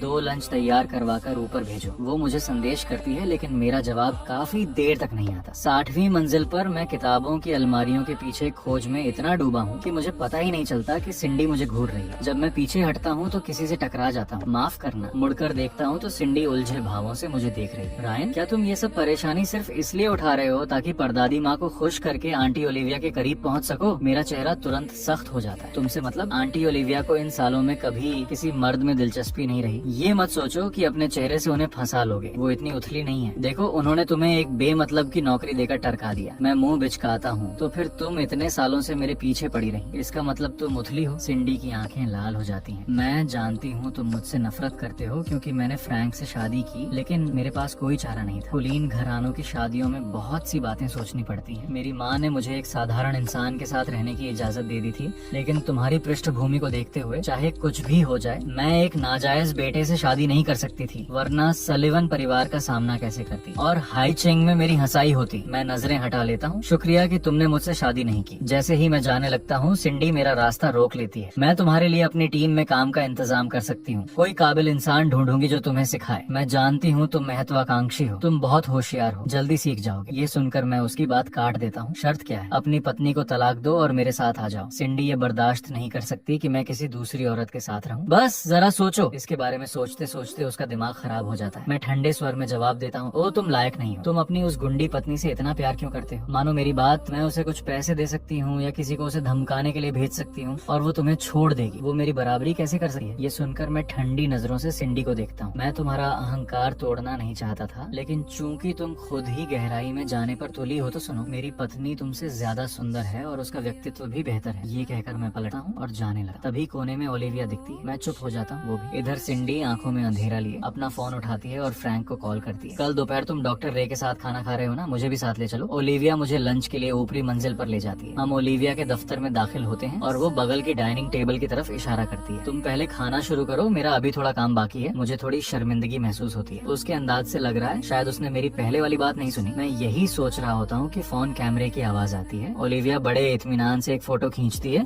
और दादी माँ को भेज देती है, फिर चलकर पास आ जाती है। मुझे फोटो का मकसद पता है, इसीलिए मैं कुछ नहीं पूछता। बस मेज की तरफ देखते हुए छोटी मोटी बात करता हूँ। मिस सलीवन, आपका लंच तो बहुत शानदार है। ओलिविया सामने बैठकर शालीनता से चॉपस्टिक उठाती है। अच्छा, फिगर बनाए रखने के लिए अच्छा खाना जरूरी है। मैं एक पल के लिए जम जाता हूँ। मेरे चेहरे पर लालिमा आ जाती है। मेरी नजर उसकी गोरी त्वचा पर पड़ती है। मैं अनाड़ीपन से खाने का एक हिस्सा डिब्बे में पैक करने लगता हूँ। मिस सलीवन, मुझे अभी याद आया कि मैंने किटी को खाना नहीं खिलाया। मुझे जाना होगा। लंच के लिए शुक्रिया। बड़े अच्छे मूड में मैं लंच बॉक्स लेकर निकल जाता हूँ। काम के बाद ओलिविया अपनी दादी माँ को फोन करती है। कहाँ हो? अस्पताल में। आज दोपहर अचानक फिर सीने में दर्द उठा, इसलिए कुछ और दिन यहाँ रहना चाहती बोलती हैं, शरारती लड़की, क्या आज रात मेरे पास रुकोगी? नहीं तो मुझे यहाँ अकेले अस्पताल में बेचारी बनकर पड़े रहने दो। मैं आ रही हूँ। यही हुई ना बात। वैसे मैंने अपने दामाद जी को भी मेरे साथ रहने के लिए कह दिया है, तुम दोनों साथ आ जाओ। ओलिविया माथे पर उंगलियां दबाती है। वो दादी माँ की छोटी सी चाल समझ जाती है। वो मुझे संदेश करती है, काम के बाद मैं तुम्हें लेने आऊंगी, अस्पताल जाना है। मैं जल्दी से जवाब देता हूँ, कोई जरूरत नहीं, मैंने पहले ही टैक्सी ले ली है और रास्ते में हूँ। हालांकि वो दूरी बनाए रखना चाहती थी, लेकिन मुझे इस तरह उससे बचते देखकर ओलिविया की नाराजगी अनजाने में बढ़ जाती है। मैं पिल्ले को गोद में लेकर अस्पताल के वार्ड में दाखिल होता हूँ। थोड़ी दूर मिसेस लॉकवुड अभी जांच करवा कर आई है। फ्रैंक उनका हाथ थामे, वो रायन है ना, ये अस्पताल में कैसे, क्या बीमार है? मिसेस लॉकवुड हिचकिचाते हुए पूछती है। फ्रैंक अंदर से जल रहा है। ओल्ड मिसेस सलिवन किसी को मिलने नहीं देती, फिर भी रायन को अपने पास रहने देती है। उसकी आंखें चमकती हैं। वो जरूर ओल्ड मिसेस सलिवन से मिलने आया होगा। रायन तो बड़ा शौशुन है। नानी नैन्सी भौहें चढ़ाती है। शौशुन कहाँ का? मैडम से मिलने कभी आया है? मैडम, आप अभी भी उसका पक्ष ले रही? यंग मास्टर रायन एक कृतज्ञ बच्चा है, उसने आपको तो कब का भूला दिया होगा। फ्रैंक सुर मिलाता है। मैंने सुना है मिस सलीवा ने उसे सलीवा ग्रुप में नौकरी दिलाई है, इसलिए वो ओल्ड मिसेस सलीवा का एहसान चुका रहा है। नानी नैन्सी मुंह बनाती है। मैडम ने उसे पाला पोसा, पालने पोसने का एहसान तो आसमान से भी बड़ा होता है, लेकिन उसने मैडम का कभी कोई कर्जा नहीं चुकाया। बस करो, मिसेस लॉकवुड उन्हें रोकते हुए कहती हैं। फ्रैंक बनावटी आह भरता है। माँ, आप सही कह रही हैं, लेकिन कुछ लोग छोटी सी मेहरबानी का भी बड़े दिल से बदला चुकाते हैं, जैसे डॉक्टर रे। माँ ने उन्हें बस थोड़े से पैसे दिए थे, फिर भी उन्होंने इन सालों में हमारे परिवार की इतनी मदद की। 3 साल पहले जब कंपनी लगभग दिवालिया होने वाली थी, डॉक्टर रे ने सीधे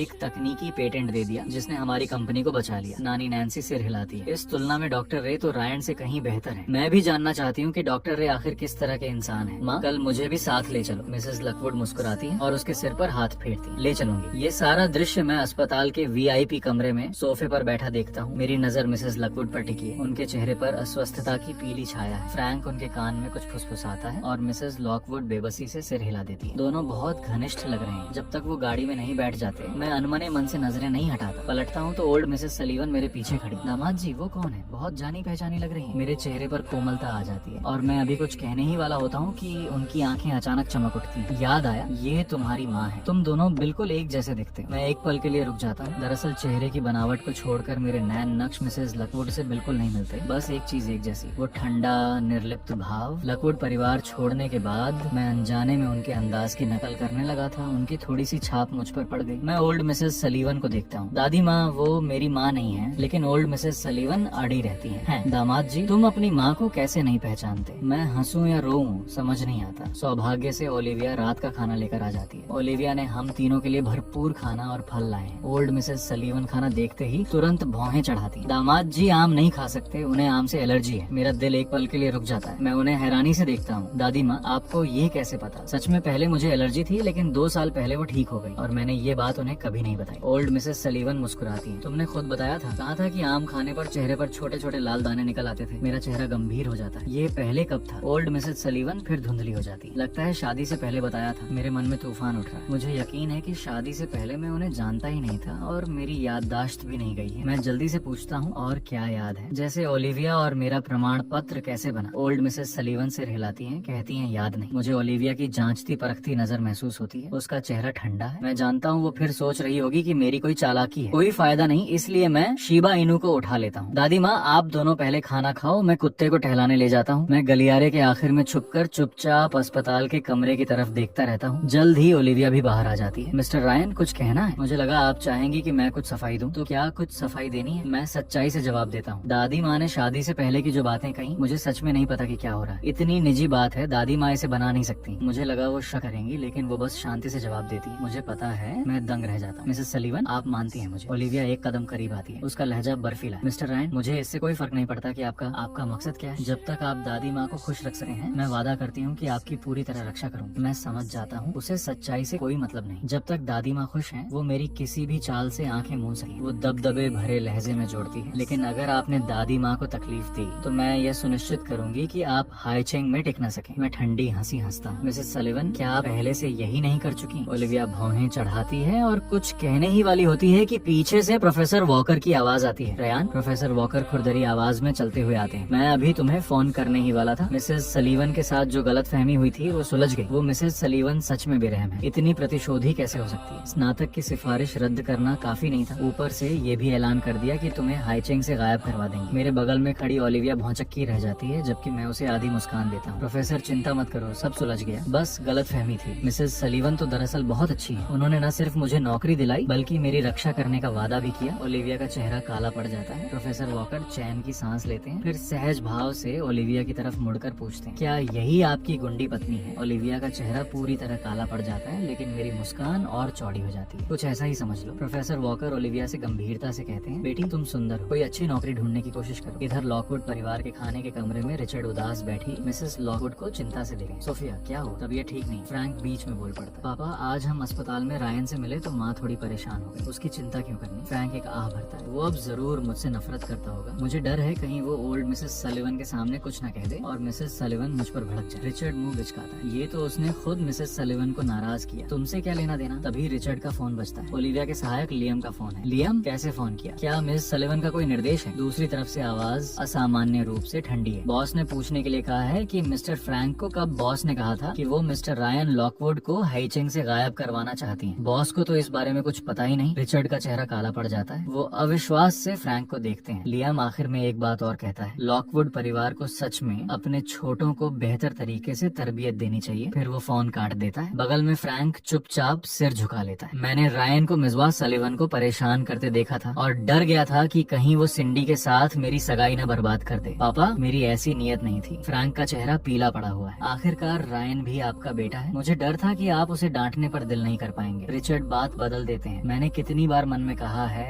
मेरा एक ही बेटा है और वो तुम हो। रायन मेरे लिए कौन है? वो तुमसे कैसे तुलना कर सकता है? मिसेस लॉकवुड असहमत होती है। रिचर्ड रायन फिर भी आपका बेटा है। रिचर्ड तुरंत पलटते हैं, सोफिया उस वक्त लिंडा ने मुझे फंसाया और मैंने तुम्हारे साथ नाइंसाफी की। उसके बेटे का मेरे लिए कोई मतलब नहीं। मेरे दिल में बस तुम हो और हमारा बच्चा। पास ही नौकर की भूमिका में खड़ी लिंडा यह शब्द सुनती है। वो मुट्ठी भींच लेती है, आंखों में कड़वाहट लिए उस रिचर्ड को घूरती है जिससे वो बेपनाह मोहब्बत करती है। बचपन का साथी, पड़ोस का वो लड़का, लेकिन इस आदमी की आंखों और दिल में बस सोफिया है। उस वक्त जब वो गर्भवती हुई थी तो वो गर्भावस्था की रिपोर्ट लेकर उसके पास गई थी और कहा था कि वो उसकी रखैल बन जाएगी, लेकिन उसने बेरहमी से उसे भगा दिया था। कहा था कि वो अपनी पत्नी से गद्दारी नहीं करेगा। लिंडा के पास सोफिया के पास जाकर तमाशा करने के अलावा कोई चारा नहीं था। तब जाकर उसे लॉकवुड घर में रहने दिया गया। इन सभी सालों में रिचर्ड ने उससे कभी ज्यादा बात नहीं की और रायन को ऐसे ट्रीट किया जैसे वो दिखता ही नहीं। सौभाग्य से उसने दोनों बच्चे बदल दिए थे। लिंडा सिर झुका लेती है और अपने छिपे हुए जज्बातों को दबा लेती है। रिचर्ड को कभी पता नहीं चलेगा कि जिस फ्रैंक को वो हमेशा सोफिया का बेटा कहते हैं और जिसे इन सालों में इतने प्यार से पाला है, वो दरअसल उसका अपना बेटा है। और रायन वो तो नजरअंदाज और दबाया जाने का ही हकदार है। लेकिन मिसेस लॉकवुड जिद से सिर हिलाती है। रिचर्ड अगर फ्रैंक ने गलती की है तो की है, उसे जाकर रायन से माफी मांगनी चाहिए। रिचर्ड भौहें चढ़ाते हैं, माफी? मेरा बेटा लिंडा के बेटे से माफी मांगे? लिंडा जल्दी से बीच में बोल पड़ती है, नहीं नहीं कोई जरूरत नहीं। लॉकवुड परिवार ने उसे पाला पोसा, यही कितना बड़ा एहसान है। उसे अनुशासन में रखना तो बिल्कुल सही है। मिसेस लॉकवुड हल्की सी आह भरते हुए उन दोनों को देखती है, लेकिन आगे बहस नहीं करती। जब फ्रैंक उन्हें उनके कमरे में वापस ले जाता है तो मिसेस लॉकवुड फिर बोलती है, कल अगर वक्त हो तो मैं तुम्हें रायन से मिलवाने और माफी मांगने ले जाऊंगी। फ्रैंक का चेहरा अकड़ जाता है, क्या आप सिंडी को डॉक्टर रे से मिलवाने नहीं जा रही? कल दोनों काम कर लेंगे। फ्रैंक की आंखें तुरंत चमक उठती हैं। वो उनकी बाह में बाह डाल लेता है, ठीक है माँ, आप मुझसे सबसे ज्यादा प्यार करती हैं। उसके जाने के बाद मिसेस लॉकवुड नानी नैन्सी की तरफ मुड़ती है, नैन्सी इन सालों में मेरी तबीयत खराब रही, मैंने फ्रैंक को ठीक से नहीं संभाला, मैं सच में नाकाम रही हूँ। मैडम आप बेकार सोच रही हैं। यंग मास्टर फ्रैंक तो शौशन और समझदार है, छोटी मोटी कमियां बाद में सुधर जाएंगी। मिसेस लॉकवुड कड़वी मुस्कान के साथ कहती है, रयान कभी झूठ नहीं बोलता। फिर वो जोर जोर से खांसने लगती है। नैन्सी के सहारे वो बिस्तर की तरफ बढ़ती है। वो राज अभी भी उनके सीने पर बोझ बनकर दबा हुआ है, सांस लेना मुश्किल कर रहा है। अगले दिन जागते ही मुझे थोड़ी घबराहट महसूस होती है। मिसेस लॉकवुड से मिले 10 साल हो गए हैं। नहीं पता वो मुझे देखकर खुश होंगी या नाराज। दोपहर में मैं कपड़े बदलने घर जाता हूँ। ओल्ड मिसेस सलीवन ओलिविया से उन्हें घर ले जाने को कहती है। हम अस्पताल के कमरे से निकलते हैं और जैसे ही वो नीचे पहुँचती है लियम आता दिखता है। ओलिविया उसे सिर से इशारा करती है। लियम मुझे एक कागज थमाता है। मिस्टर रायन जरा देखो, इसमें शीर्ष विश्वविद्यालयों के प्रोफेसरों और नई ऊर्जा विषयों की सूची है। मैं लियम को हैरानी से देखता हूँ। ये सब प्रोफेसर वॉकर से कहीं ज्यादा मशहूर है। आप इनमें से किसी एक को चुन सकते हैं और स्नातक की पढ़ाई जारी कर सकते हैं। ये बॉस की तरफ से मुआवजा है आपकी रद्द हुई स्नातक सिफारिश के लिए। मिस्टर रायन, हमारी बॉस से मुलाकात आपके लिए मुसीबत में फायदा साबित हुई। मेरे मुंह का कोना फड़ता है। कोई जरूरत नहीं। तो फिर आप डॉक्टर रे के छात्र बनना चाहते हैं? लियम भौहें चढ़ाता है। ये तो बहुत मुश्किल है। डॉक्टर रे की मांग बेहद ज्यादा है। ऐसे प्रतिभाशाली प्रोफेसर सिर्फ सर्वश्रेष्ठ छात्र ही लेते हैं। आप शायद उनकी नजर में न आ सको, इसलिए इतनी ऊंची उड़ान मत भरो। बुरे से बुरे हाल में स्नातक के बाद PhD में डॉक्टर रे के अधीन कोशिश कर लेना। मैं उसे बेवकूफ की तरह देखता हूँ। मैं सीधे ओलिविया की तरफ मुड़ता हूँ। मिसेस सलीवन, मुझे छोड़ने की जरूरत नहीं, मैं टैक्सी से घर चला जाऊंगा। ओलिविया उस दिशा को देखती रहती है जिधर मैं गया। फिर अचानक अचानक लियम से कहती है तो उनका डॉक्टर रे से संपर्क करवा दो। क्या? लियम अवाक रह जाता है। प्राइवेट रेस्तरां के प्रवेश द्वार पर मिसेस लॉकवुड फ्रैंक और सिंडी के साथ जल्दी पहुंच जाती है। सिंडी प्राइवेट डाइनिंग रूम का दरवाजा धकेल कर खोलती है और सबसे पहले उसे एक लंबे आदमी की पीठ दिखती है जो चाय उड़ेल रहा है। नमस्ते डॉक्टर रे, मैं सिंडी हूँ सलीवन ग्रुप से, आपसे मिलकर अच्छा लगा। मैं पलटता हूँ, चेहरे पर शरारती भाव लिए। रायन तुम यहाँ क्यों हो? ये तो मुझे तुमसे पूछना चाहिए, मैं सुस्त लहजे में कहता हूँ। सिंडी का चेहरा ठंडा पड़ जाता है। चिंता मत करो, मैं तुम्हारे लिए नहीं आई। डॉक्टर रे कहाँ है? मैं कोई जवाब नहीं देता। मिसेस लकवुड फ्रैंक के साथ अंदर आती, मुझे देखते ही उनकी आंखें भर आती। तुम रायन हो? मेरे दिल में एक हलचल होती है। मैडम आप कैसी हैं? मैं ठीक हूँ। रायन तुम कैसे हो? तुम्हारे पिताजी ने बताया तुम्हारी शादी हो गई। मिसेस लॉकवुड मेरा हाथ कसकर थाम लेती है। उनके भाव भावुक हैं। फ्रैंक की आंखों में अंधेरा कौंधता है। रायन हमें तुम्हें खाने पर बुलाना चाहिए था, लेकिन तुम काम कर रहे हो, शायद सुविधाजनक ना हो। बाद में थोड़ी ज्यादा टिप दे देंगे, रोजमर्रे के खर्च में काम आएगी। जबान संभाल। मिसेस लॉकवुड डांटती, फिर जल्दी से मेरी तरफ मुड़ती। रायन आज हम डॉक्टर रे से मिलने आए हैं। तुम भी नई ऊर्जा के क्षेत्र में हो ना, उनसे जान पहचान कर लो, तुम्हारे भविष्य के लिए फायदेमंद होगा। डरता है कि मैं उसके संसाधन न छीन लूं, इसलिए फ्रैंक एक उबलती गर्म चाय की प्याली उठाकर मेरे पास आता। रायन कल माँ ने कहा था कि मुझे तुमसे माफी मांगनी चाहिए, शराब की जगह चाय से तुम्हें सलाम करता हूँ। ये कहते कहते उसकी उंगलियां ढीली पड़ती हैं और चाय मुझ पर गिरने ही वाली होती है। मैं पलटता हूँ और उससे टकरा जाता हूँ, जिससे प्याली उछलकर उसी पर गिर जाती है। जलती हुई चाय से वो जोर से चीख उठता है। रायन मैं जानता हूँ तुम मुझसे नफरत करते हो, लेकिन ये क्या हरकत है? वो शिकायती लहजे में चिल्लाता है। मैं नजरें नीची कर बेगुनाही का नाटक करता हूँ। माफ करना, मैंने देखा नहीं। सिंडी गुस्से से भड़क उठती है। रायन क्या यही तरीका है ग्राहकों की सेवा का? एक मेहमान को चोट पहुंचाई, अभी मैनेजर को बुलाओ, मैं शिकायत दर्ज करना चाहती हूँ। मिसेस लॉकवुड मेरे आगे आ जाती है। बस करो, हम सब एक परिवार हैं। सिंडी नाराज होती। रायन को अभी जाने दो वरना और झगड़ा होगा। मिसेस लॉकवुड माफी भरी नजरों से मुझे देखती है। रायन जब भी वक्त मिले घर आते रहो, अगली बार मौका मिला तो तुम्हें डॉक्टर रे से मिलवाऊंगी। फ्रैंक जल्दी से बात बदलता है। माँ डॉक्टर रे अभी तक आई क्यों नहीं? मैं आधी मुस्कान के साथ कहता हूँ। वो पहले से यहाँ है। कमरे में मौजूद तीनों मेरी तरफ देखें। मिसेस लॉकवुड अभी कुछ पूछने ही वाली होती हैं कि अचानक उन्हें जोरदार खांसी का दौरा पड़ता है और वो डाइनिंग टेबल पर गिर पड़ती हैं। मैडम मैं सहज रूप से उन्हें संभालने के लिए आगे बढ़ता हूँ, लेकिन फ्रैंक मुझे धक्का दे देता है। दूर हो जाओ, तुमने मेरी माँ के साथ क्या किया? माँ आंखें खोलो। एम्बुलेंस जल्दी आ जाती है। मैं अंदर जाने की कोशिश करता हूँ, लेकिन सिंडी मुझे पकड़ लेती है। मिसेस लॉकवुड से दूर रहो, अगर तुमने उन्हें गुस्से से बीमार किया तो मैं तुम्हें नहीं छोड़ूंगी। मैं टैक्सी से अस्पताल पहुँचता हूँ। गलियारे खचाखच भरे हैं, कोई बिस्तर खाली नहीं। ऊपर से यह दृश्य देख रही ओलिविया लियम को निर्देश देती है, मिस्टर रैयान के लिए एक अस्पताल का कमरा दिलवाओ। रिसेप्शन डेस्क को फोन आता है और तुरंत घोषणा होती है कि एक वीआईपी कमरा खाली हो गया है। फ्रैंक खुशी से फूल जाता है। सिंडी तुम्हारे सच में बहुत अच्छे संपर्क है। सिंडी चुपचाप इसका श्रेय ले लेती है। सब लोग अस्पताल के कमरे में दाखिल होते हैं। मैं भी पीछे जाने की कोशिश करता हूँ, लेकिन फ्रैंक दरवाजे पर मेरा रास्ता रोक लेता है। रायन माँ को आराम चाहिए, उन्हें परेशान मत करो। दरवाजा धड़ाम से बंद हो जाता है। मैं वहीं खड़ा जम जाता हूँ। मेरा दिल बेचैनी से जल रहा है, लेकिन मुझे अंदर जाने का कोई हक नहीं। बस बेंच पर बैठ जाता हूँ। थोड़ी देर बाद जल्दी जल्दी कदमों की आहट आती है। रिचर्ड परेशान हालत में दौड़ते हुए आते हैं। मिसेस लॉकवुड को ठीक पाकर वो फ्रैंक को बाहर खींच लाते हैं। रिचर्ड भौहें चढ़ाकर पूछते हैं क्या हुआ? अचानक बेहोश कैसे हो गई? फ्रैंक पास बैठे मुझे देखा। रायन डॉक्टर रे से मिलने पर अड़ा हुआ था। सिंडी से थोड़ी बहस हो गई और माँ परेशान हो गई। रिचर्ड गुस्से भरी नजरों से मुझे घूरते हैं। नालायक कहीं के। बिना कुछ और कहे वो हाथ उठाकर मुझ पर वार करते हैं। मैं हटता नहीं। मेरे दिमाग में बस मिसेस लकवुड का पीला चेहरा भरा हुआ। शायद फ्रैंक ने सही कहा, मेरा होना ही एक अभिशाप है, लेकिन जो दर्द होना चाहिए था वो नहीं होता। मैं आंखें खोलता हूँ और बस एक शांत सी आकृति दिखती है जो मेरे आगे आ गई। ओलिविया वहाँ खड़ी है जैसे मेरे लिए आसमान थाम रही। रिचर्ड घबरा जाते हैं। मिस सलीवन आप मिस्टर लकवुड आप अपने बेटे को अनुशासित कर रहे हैं। मुझे दखल नहीं देना चाहिए, लेकिन मेरी दादी माँ को रायन पसंद है। अगर उन्होंने उसके चेहरे पर चोट के निशान देखे तो वो परेशान हो जाएंगी। ओलिविया की आवाज धीमी और सुरीली है। रिचर्ड तुरंत बोलते हैं, मेरी सोच कम थी। अंदर से मिसेस लकवुड की खांसी की आवाज आती है। रिचर्ड और फ्रैंक फौरन अंदर चले जाते हैं। मैं दरवाजे पर बहुत देर तक हिचकिचाता खड़ा रहता हूँ। अंदर से उनकी कमजोर आवाज सुनता रहता हूँ। मैं ठीक हूँ, चिंता मत करो। बहुत दिनों से ठीक से नींद नहीं आई थी। जब अभी बेहोश हुई तो सच में चैन की नींद है। तब जाकर मेरा दिल हल्का होता है। ओलिविया पूछती, अंदर नहीं जाओगे? अभी नहीं, वरना फिर बहस शुरू हो जाएगी और मिसेस लॉकवुड की नींद खराब होगी। मैं धीमे स्वर में कहता हूँ। जैसे ही मैं पलटता हूँ, ओल्ड मिसेस सलीवन बटलर के सहारे चली आती। मैंने सुना मेरे दामाद जी की माँ अस्पताल में भर्ती, मिलने आई हूँ। मैं उनका हाथ थाम लेता हूँ। दादी माँ मिसेस लॉकवुड मेरी माँ नहीं है क्या? मैंने गलत समझा? ओल्ड मिसेस सलीवन अपना फोन निकालती है, एक फोटो ढूंढकर मुझे दिखाती है। दामाद जी, ये तुमने पहले मुझे भेजी थी और कहा था कि ये तुम और तुम्हारी माँ हो। क्या अस्पताल के कमरे में वही नहीं है जो फोटो में है? मैं एकदम जम जाता हूँ। फोटो में मिसेस लॉकवुड और मैं समुद्र के किनारे बैठे हैं। दोनों के चेहरे पर खिली हुई मुस्कान है, बिल्कुल माँ बेटे की तरह। लेकिन लॉकवुड घर छोड़ने के बाद मैं उनसे मिला ही नहीं। साथ की फोटो कैसे हो सकती? मैं फोटो झूम करके देखता हूँ और एक सुराग मिलता है। ये बेढंगे तरीके से बनाई गई मिश्रित तस्वीर है। ये मैंने आपको कब भेजी थी? ओल्ड मिसेस सलीवन सिर हिलाती है। याद नहीं। कैसे भेजी? ईमेल से या मैसेज से? वो बस सिर हिलाती रहती है, याद नहीं आता। मैं बेबस महसूस करता हूँ। ओल्ड मिसेस सलीवन अड़ी रहती। दामाद जी वो तुम्हारी माँ है, माँ को नजरअंदाज नहीं करते। ओल्ड मिसेस सलीवन को विदा करने के बाद ओलिविया गलियारे में खड़ी रहती। लियम जल्दी से रिपोर्ट देने आता है। बॉस, हमने जांच की, मिस्टर रायन उस प्राइवेट किचन रेस्तरां में काम करते थे और वहीं लॉकवुड परिवार से सामना हो गया। ओलिविया की आवाज ठंडी। क्या सलीवन ग्रुप उन्हें इतनी कम तनख्वाह देता है कि बाहर काम करना पड़े? कम नहीं है, ओल्ड मिसेस सलीवन ने तय किया था। शायद उनके सुपरवाइजर्स ने बहुत मुश्किल काम दे दिया हो और उन्हें नौकरी जाने का डर हो, लेकिन ओलिविया को लगता है बात इतनी सीधी नहीं। लॉकवुड परिवार उस प्राइवेट किचन रेस्तरां में किस लिए गया था? डॉक्टर रे से मिलने। मिस सिंडी भी इसीलिए गई थी और डॉक्टर रे वो आखिर तक आई ही नहीं। ये सुनकर ओलिविया की गहरी आंखों में एक हल्की सी चमक उभरती है। एक अजीब सा ख्याल आकार लेने लगा है। अस्पताल के कमरे में मिसेस लकवुड आराम के बाद काफी बेहतर दिखती है। फ्रैंक, सिंडी को घर भेज दो। फ्रैंक का चेहरा अजीब हो जाता है। सिंडी तो बस डॉक्टर रे का इंतजार करने के लिए रुकी है। मिसेस लॉकवुड ये भांप लेती है और मुझे फोन थमाती है। आज की मुलाकात चूक गई, डॉक्टर रे से माफी मांगनी होगी। मिसेस लकवुड के दोबारा समय तय करने के बाद फ्रैंक सिंडी को बाहर छोड़ने जाता है। गलियारे में फ्रैंक कहता है, सिंडी चिंता मत करो, डॉक्टर रे के साथ कोई दिक्कत नहीं होगी। सलीवन ग्रुप के आर और डी विभाग में कुछ मुश्किल किरदार हैं जो मुझे मानते नहीं। अगर मैं डॉक्टर रे को अपनी तरफ कर सकूं तो ये एक बड़ा योगदान होगा और मेरी स्थिति मजबूत हो जाएगी। इसलिए डॉक्टर रे मेरे लिए बहुत जरूरी है। तुम्हें उन्हें मनाना ही होगा। दोनों लिफ्ट में दाखिल होते हैं। मैं कोने से निकलकर अस्पताल के कमरे का दरवाजा धकेलता हूँ। रिचर्ड का चेहरा तुरंत काला पड़ जाता है। तुम यहाँ क्या कर रहे हो? निकल जाओ। क्या वो रायन है? उसे अंदर आने दो। मिसेस लॉकवुड की कोमल आवाज गूंजती है। रिचर्ड मुझे चेतावनी देते हैं कि उनकी पत्नी को और परेशान न करो। मैंने कहा था ना,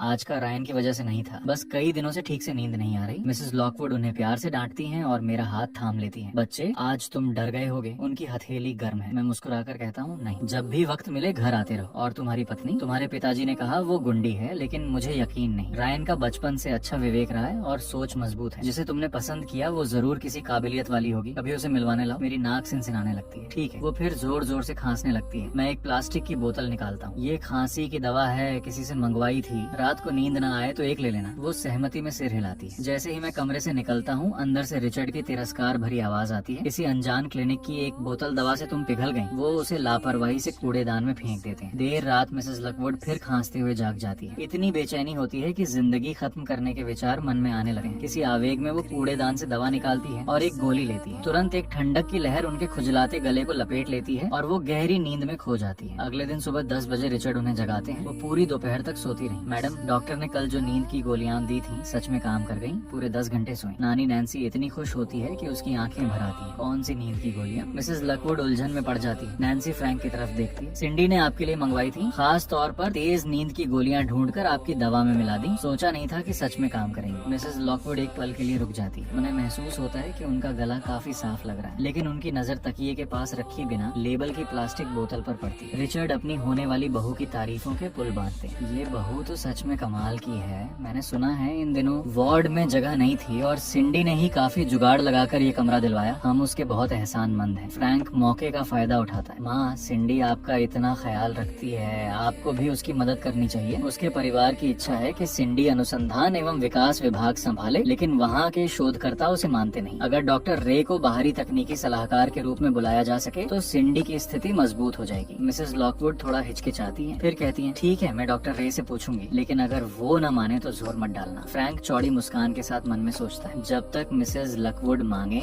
डॉक्टर रे ने कभी मना नहीं किया। मिसेस लकवुड फोन निकालती हैं, डॉक्टर रे की प्रोफाइल फोटो ढूंढती हैं, शब्द सोच समझकर चुनती हैं और संदेश भेजती है। रे, क्या तुम्हारे पास वक्त है? एक काम था। जब संदेश आता है, मैं अभी अभी ओल्ड मिसेस सलिवन को नीचे घुमाकर वापस आया हूँ। मैं भौहें चढ़ाता हूँ। मिसेस लकवुड को मुझसे क्या काम होगा? कहीं कल की दवा से कोई दिक्कत तो नहीं हुई? वो दवा अभी नैदानिक परीक्षण के चरण में है। उनकी गंभीर बीमारी की वजह से ही मैंने जल्दी निकाली थी। मैं घबरा जाता हूँ। देखभाल करने वाले को ओल्ड मिसेस सलीवन को घर ले जाने को कहता हूँ और मिसेस लकवुड के कमरे की तरफ दौड़ता हूँ। जल्दी ही कमरे में पहुँचता हूँ, लेकिन सिंडी और लिंडा पहले से वहाँ मौजूद है। मेरे दाखिल होते ही खुशनुमा हंसी थम जाती है। मुझे अजीब लगता है। मिसेस लॉकवुड को ठीक देखकर मैं नजरें झुका लेता हूँ और जाने के लिए पलटता हूँ, लेकिन लिंडा बोल पड़ती है, अरे ये मिस्टर रायन नहीं है। अब जब ओल्ड मिसेस सलीवन जैसी ऊंची डाल पकड़ ली तो बाकी हम लोग काबिले जिक्र नहीं रहे। मैं जाने लगता हूँ, लेकिन वो मेरी बाह पकड़ लेती है। सुना है ओल्ड मिसेस सलीवन की चापलूसी में लगे रहते हो, रात रात भर उनकी सेवा करते हो। क्या लगता है वो तुम्हें असली पोता मान लेंगी? ये कैसा सपना है? तुम तो बस उनका खिलौना हो। फ्रैंक जल्दी से बोलता है, ऐसा मत कहो। ओल्ड मिसेस सलीवन सच में रायन की कदर करती है। लिंडा आवाज ऊंची करती है, कैसी कदर? फ्रैंक, जैसे मिस सिंडी तुम्हारी कदर करती है, वो होती है असली कदर। फिर वो सिंडी की तरफ चापलूसी से मुड़ती है। सुना है कल अस्पताल में कोई कमरा नहीं था, अच्छे घरानों के लोग भी लाइन में खड़े थे। मिस सिंडी की मदद से ही मैडम को VIP कमरा मिला। सिंडी मेरी तरफ विनम्र मुस्कान के साथ देखती है। आंटी ओलिविया को शायद इसके बारे में पता नहीं था, वरना वो भी मदद करती। मैंने तो बस जो हो सका किया। मिस सलीवन को पता भी हो तो वो तुम्हारे बारे में सोचने की जहमत नहीं उठाएंगी। लिंडा फिर मुझ पर व्यंग्य कसती है। चाहे जितनी चापलूसी करो, वो तुम्हें पालतू बिल्ली कुत्ते से ज्यादा नहीं समझते। मैं मुट्ठियां भींच लेता हूँ। अस्पताल के कमरे में बहस नहीं करना चाहता। दरवाजे के बाहर अभी अभी पहुंची ओलिविया हर शब्द सुन लेती है। उसका चेहरा ठंडा पड़ जाता है। लियम तुरंत बॉस का इरादा समझ जाता है। वो खंखारता है और सीधे अंदर चला जाता है। मिसेस लॉकवुड, मिस सलीवन की तरफ से आपका हालचाल पूछने आया हूँ। कमरा आरामदायक है ना? कमरे में पूरी तरह सन्नाटा छा जाता है। सब सिंडी को देखते हैं जो हक्की बक्की है। लिंडा एक पल के लिए जम जाती है, फिर मुस्कुराती है। सिंडी, तो ये कमरा तुम्हारी गुजारिश पर मिस सलीवन ने दिलवाया। सिंडी का चेहरा अकड़ जाता है, लेकिन लियम मुस्कुराता है। मिस्टर रायन ने बॉस से इंतजाम करवाया था। मिस सिंडी, क्या आपने भी बॉस से मांगा था? सिंडी को धरती में समाने की जगह चाहिए। मैंने कई फोन किए, कई लोगों से पूछा, मुझसे गलतफहमी हो गई। फ्रैंक मुट्ठियां भींचता है, पूरी तरह अपमानित महसूस करता है। मिसेस लकवुड अजीब माहौल तोड़ती है। मिस सलीवन का शुक्रिया, कमरा बहुत आरामदायक है। जैसे ही तबीयत ठीक होगी ओल्ड मिसेस सलीवन से मिलने जाऊंगी। लियम कहता है, आप आरामदायक हैं तो मिस्टर रायन को चिंता नहीं और ओल्ड मिसेस सलीवन खुश रहेंगी। वाह,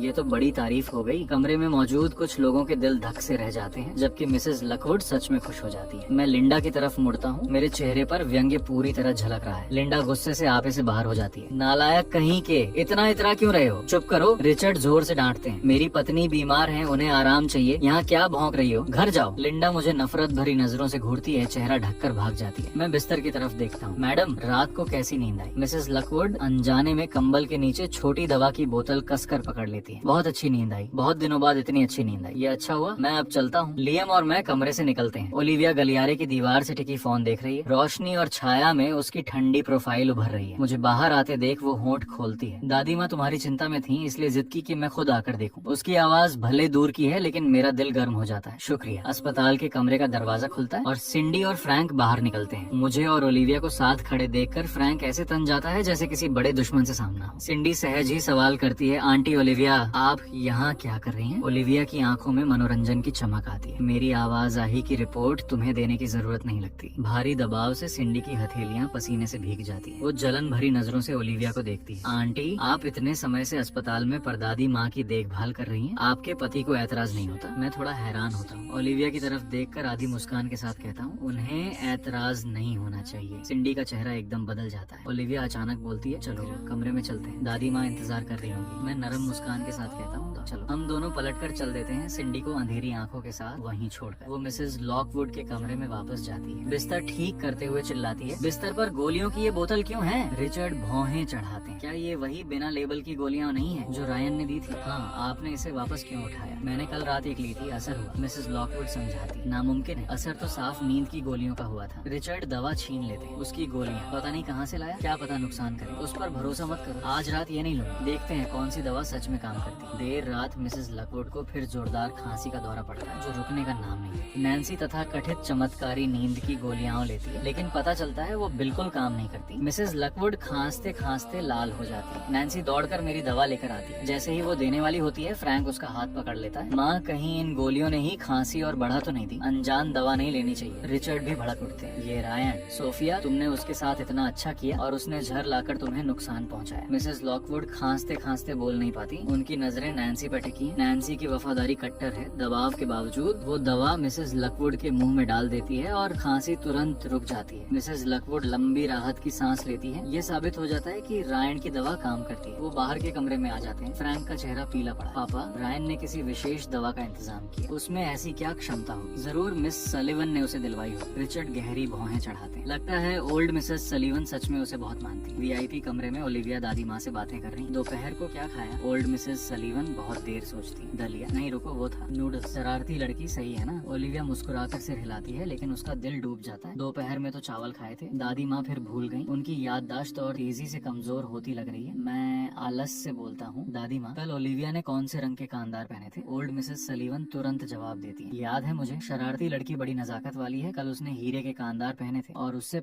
पहले नीले थे। वो नीले कांदार मैंने ही उसे दिलवाए थे। मैं ओलिविया की तरफ छिपे अर्थ भरी नरम मुस्कान के साथ देखता हूँ। दादी माँ को जिन चीजों की परवाह होती है वो बिल्कुल साफ याद रहती है। ओलिविया मुझे देखती है। मैं बीन बैग पर पसरा फोन चला रहा हूँ बेफिक्र अंदाज में। वो समझ जाती है कि मेरी बात उसे दिलासा देने के लिए थी और उसका बेचैन दिल धीरे धीरे हल्का होने लगता है। ओल्ड मिसेस सलीवन अचानक हंसती है। दामाद जी, मैंने जो अभी कहा सब सही था ना? मैं सिर हिलाता हूँ। हाँ, शरारती लड़की, देखा, मेरे दामाद दामाद जी को तुम रोज क्या पहनती हो ये भी इतने साफ याद है। सच में ध्यान देते हैं, तुमसे दिल लगाते हैं। मैं एक पल के लिए जम जाता हूँ। मुझे बस तस्वीरों जैसी याददाश्त है। सच में जानबूझकर याद नहीं किया था। मैं सफाई देने ही वाला होता हूँ, लेकिन ओलिविया बस अपने कंप्यूटर को घूरती रहती है, हम दोनों को नजरअंदाज करते हुए। जो मुझे नजर नहीं आता वो है उसके कानों पर चढ़ती लाली। मैं फोन पर शोध सामग्री देखता रहता हूँ। अल्जाइमर्स दवा के आखिरी चरण का अभी भी कोई स्पष्ट रास्ता नहीं दिख रहा। मैं उठकर थोड़ा टहलने जाता हूँ। जैसे ही नीचे किटी को घुमाने पहुँचता हूँ, कोई मेरे कंधे पर थपथपाता है। मैं पलटता हूँ। लिंडा का जुआड़ी भाई है, मेरे तथाकथित मामा जी लैरी। रायन, बहुत दिन हो गए। मैं पीछे हटता हूँ। यहाँ क्या काम है? सुना है सलिवन परिवार से यारी हो गई। मैं इन दिनों थोड़ा तंग हूँ, कुछ उधार दे सके हो? मैं मुंह बिचकाता हूँ। पैसे नहीं है? उस बुढ़िया की इतनी सेवा की, कुछ नकद नहीं मिला? मैं आंखें सिकोड़ता हूँ। अभी नहीं, शायद बाद में मिले। लैरी चालाक मुस्कान के साथ बोलता है, जब मिले तो मुझे उधार देना, अगर काफी दिया तो मामा एक राज बताएगा। वो ठहाका लगाकर चला जाता है। मैं मुंह बनाता हूँ। तभी मेरा फोन बजता है। मैं देखता हूँ, ये तो सच में मिसेस लकवुड का फोन है। इधर दूसरे अस्पताल के कमरे में फ्रैंक देखता है कि डॉक्टर रे ने काफी देर से कोई जवाब नहीं दिया और सिंडी उस पर जोर डाल रही है, तो वो मिसेस लकवुड के सोते वक्त उनका फोन उठा लेता है। संपर्क सूची में रे ढूंढकर कॉल करता है। कॉल जुड़ती है। मैं गला साफ करता हूँ। हेलो मिसेस लकवुड, कोई दिक्कत है? फ्रैंक जम जाता है। रेयान, वो अविश्वास से घूरता है। वो वह आवाज पहचानने में कभी गलती नहीं कर सका। मेरा दिल धक से रह जाता है। मेरी आवाज और ठंडी हो जाती है। फ्रैंक, मिसेस लकवुड का फोन लेकर क्या कर रहे हो? ये तुम्हारा नंबर है? वो हकलाता है। क्या बकवास कर रहे हो? फ्रैंक को अचानक याद आता है, मेरा उपनाम भी रे। मिसेस लकवुड कभी कभी मुझे उसी नाम से बुलाती है। वो बड़ी राहत की सांस लेता है। फिर फ्रैंक जहरीले लहजे में आ जाता है, बस ये बताना था कि चाहे ओल्ड मिसेस सलीवन के जरिए मिस सलीवन से चिपक जाओ, तुम ज्यादा से ज्यादा एक खिलौना हो। मिस सलीवन के पति हैं, लेकिन मैं अलग हूँ। भविष्य में मैं सिंडी से शादी करूंगा और सलीवन परिवार का असली दामाद बनूंगा। बधाई हो तो, लेकिन कुलीन घरानों में सिर्फ जज्बात काफी नहीं होते। मेरे पास डॉक्टर रे का रीजा है, इसलिए मैं हमेशा अजय रहूंगा। ये सुनकर मैं सीधे फोन काट देता हूँ। मुंह का कोना फड़कता है। कब से मैं फ्रैंक का रीजा बन गया। तुरंत बाद मेरे डॉक्टर रे वाले अकाउंट पर नोटिफिकेशन आता है। फिर फ्रैंक है। मैं स्पीकर पर रहता हूँ। फ्रैंक का लहजा बेहद विनम्र है। हेलो डॉक्टर रे, परेशान करने के लिए माफ करें। मैं सोफिया का बेटा फ्रैंक हूँ। सलीवन ग्रुप आपको अपनी R&D टीम में आमंत्रित करना चाहती है। ये मेरी माँ की भी इच्छा है। क्या आप इच्छुक हैं? मैं ठंडे स्वर में उसे बीच में काटता हूँ। मैं सिर्फ मिसेस लॉकवुड के नाम वाली कंपनियों के लिए काम करता हूँ। फिर फोन काट देता हूँ। सोमवार आता है और मैं सलीवन ग्रुप काम पर वापस जाता हूँ। अस्पताल से निकलकर टैक्सी पकड़ने ही वाला होता हूँ कि एक गाड़ी मेरे पास आकर रुकती है। ओलिविया सीधे आगे देखती हुई बोलती है, बैठो। दादी माँ ने कहा है कि मैं तुम्हें काम पर छोड़ूं। ओलिविया मेरी तरफ देखती है। एक फोटो चाहिए। मैं पिछली सीट पर बैठता हूँ और वो सेल्फी के लिए फोन उठाती है। मैं वी का निशान बनाकर चौड़ी मुस्कान देता हूँ। ओलिविया एक पल के लिए भौचक्की रह जाती है। कंपनी में मैं सीधे 60वीं मंजिल के अभिलेखागार की तरफ बढ़ता हूँ। इधर R&D विभाग में एक पदोन्नति की घोषणा हो रही है। सिंडी को उपाध्यक्ष बनाया जा रहा है। कारण ये बताया जा रहा है कि उसने कथित तौर पर डॉक्टर रे को बुलाने का इंतजाम किया है। ऊपरी मंजिल के दफ्तर में लियाम रिपोर्ट देता है। सुलिवान ग्रुप में उनके आने का असली कारण शोध सामग्री देखने। पूरी सुबह पुस्तकालय में रहे और दोपहर का खाना भी नहीं खाया। ओलिविया की आंखें चमकती हैं। वो अकेले नीचे मुझे ढूंढने जाती है। तंत्रिका विज्ञान की अलमारी के पास मैं ऊपरी शेल्फ तक पहुंचने के लिए सीढ़ी पर चढ़ा हूँ। किताब पकड़कर मैं खुश होता हूँ, लेकिन एक पायदान चूक जाता हूँ और गिरता हूँ सीधे ओलिविया के ऊपर। समझ आते ही मैं जल्दी से उठता हूँ। माफ करना, जानबूझकर नहीं था। ओलिविया एक पल में खुद को संभालती है। कान लाल है, बेपरवाही का नाटक करती है। माहौल अजीब है, इसलिए मैं बहाना बनाकर खिसक जाता हूँ। जाने से पहले वो जरूरी किताब एक अनजान कोने में छिपा देता हूँ। दोपहर में जब वापस आता हूँ तो किताब गायब है। मैं पूरी तरह हैरान रह जाता हूँ। फिर समझ आता है, पूरी कंपनी में बस एक ही इंसान है जो किताब यूं उठा सके। ऊपरी मंजिल पर ओलिविया गहरी और जटिल तंत्रिका विज्ञान की किताब पलट रही है। भौहें तनी हुई हैं। लियम बगल में बड़बड़ाता है, बॉस रायन सच में एहसान नहीं मानता, यहाँ काम करने भी नहीं आया। बिल्कुल सही, वो पहले से कभी काम करने आया ही नहीं था। ओलिविया लापरवाही से जवाब देती है। लियम पूछता है, क्या ये किताब वापस कर दें? ओलिविया अपनी उंगलियां किताब पर थपथपाती है। आज की मेरी उत्सुक हिरण जैसी आंखें याद आती हैं। उसके सीने में अनजाने में गर्माहट महसूस होती है। अभी नहीं, काम के बाद गाड़ी भूमिगत पार्किंग में खड़ी है। लियम पूछता है, बॉस चलें? जल्दी नहीं। ओलिविया हाथ में मोटी किताब ली बैठी है। जब मैं गाड़ी में बैठता हूँ तभी वो नजर उठाकर कहती है, चलो। लियम भौचक्का है। बॉस ने मिस्टर रायन के साथ जाने का कोई इंतजाम नहीं किया था। अस्पताल वापस पहुंचकर जैसे ही हम VIP कमरे के पास पहुंचते हैं, लिंडा की चापलूसी भरी आवाज सुनाई देती है, ओल्ड मिस्टर सलीवन, खास आपसे मिलने आई हूँ। हम दोनों में सच में बड़ा रिश्ता है। ओल्ड मिसेस सलीवन दरवाजे पर खड़ी उसे घूर रही है। निकल जाओ, नहीं गई तो पिटवाऊंगी। लिंडा जबरदस्ती मुस्कुराती है। मैं रायन की माँ हूँ। आप उससे सबसे ज्यादा प्यार करती है ना, उसकी खातिर मेरे साथ ऐसा नहीं करना चाहिए। तुम उसकी माँ नहीं हो, ओल्ड मिसेस सलीवन दृढ़ता से कहती है। मिसेस लकवुड उसकी माँ है। लिंडा के माथे पर तुरंत ठंडा पसीना आ जाता है। वो सहज ही पूछ बैठती है, आपको कैसे पता? वो डरी हुई है। बच्चा बदलने का राज बस उसे और उसके भाई लैरी को पता है। ओल्ड मिसेस सलीवन इतने यकीन से कैसे कह सकती हैं? ऑनलिविया और मुझे आते देखकर लिंडा घबराहट में खुद को संभालती है और मेरे पास दिखाकर एक थर्मस थमाती है। रेयान, माँ तुम्हारे लिए चिकन सूप लाई है। ओल्ड मिसेस सलीवन की देखभाल में बहुत मेहनत होती है, ज्यादा खाओ ताकत आएगी। मुझे हंसी आती है। क्या चाहिए? अभी भी वो आखिरी 2% हिस्सेदारी। ओल्ड मिसेस सलीवन तुम्हारी इतनी कदर करती है, तुम मांगोगे तो जरूर मान जाएंगी। अपने भाई की मदद करो, वरना वो सिंडी के सामने मुंह नहीं दिखा पाएगा। मेरी आंखें बर्फीली हो जाती हैं। मदद नहीं करूंगा। लिंडा का चेहरा अकड़ जाता है। वो सीधे जमीन पर बैठकर रोने चिल्लाने लगती है। ठीक है, मैंने इतनी तकलीफ से जन्म दिया और अब जब सामाजिक हैसियत बढ़ी तो माँ को ही ठुकरा दिया। ठंडे और संगदिल हो गए सब। आओ देखो, मेरा बेटा कृतज्ञ है, माँ की गरीबी से शर्माता है, किसी और का पोता बनना चाहता है। पास खड़े अस्पताल के कर्मचारी इशारे करके फुसफुसाने लगते हैं। मैं उसे निर्लिप्त भाव से देखता रहता हूँ।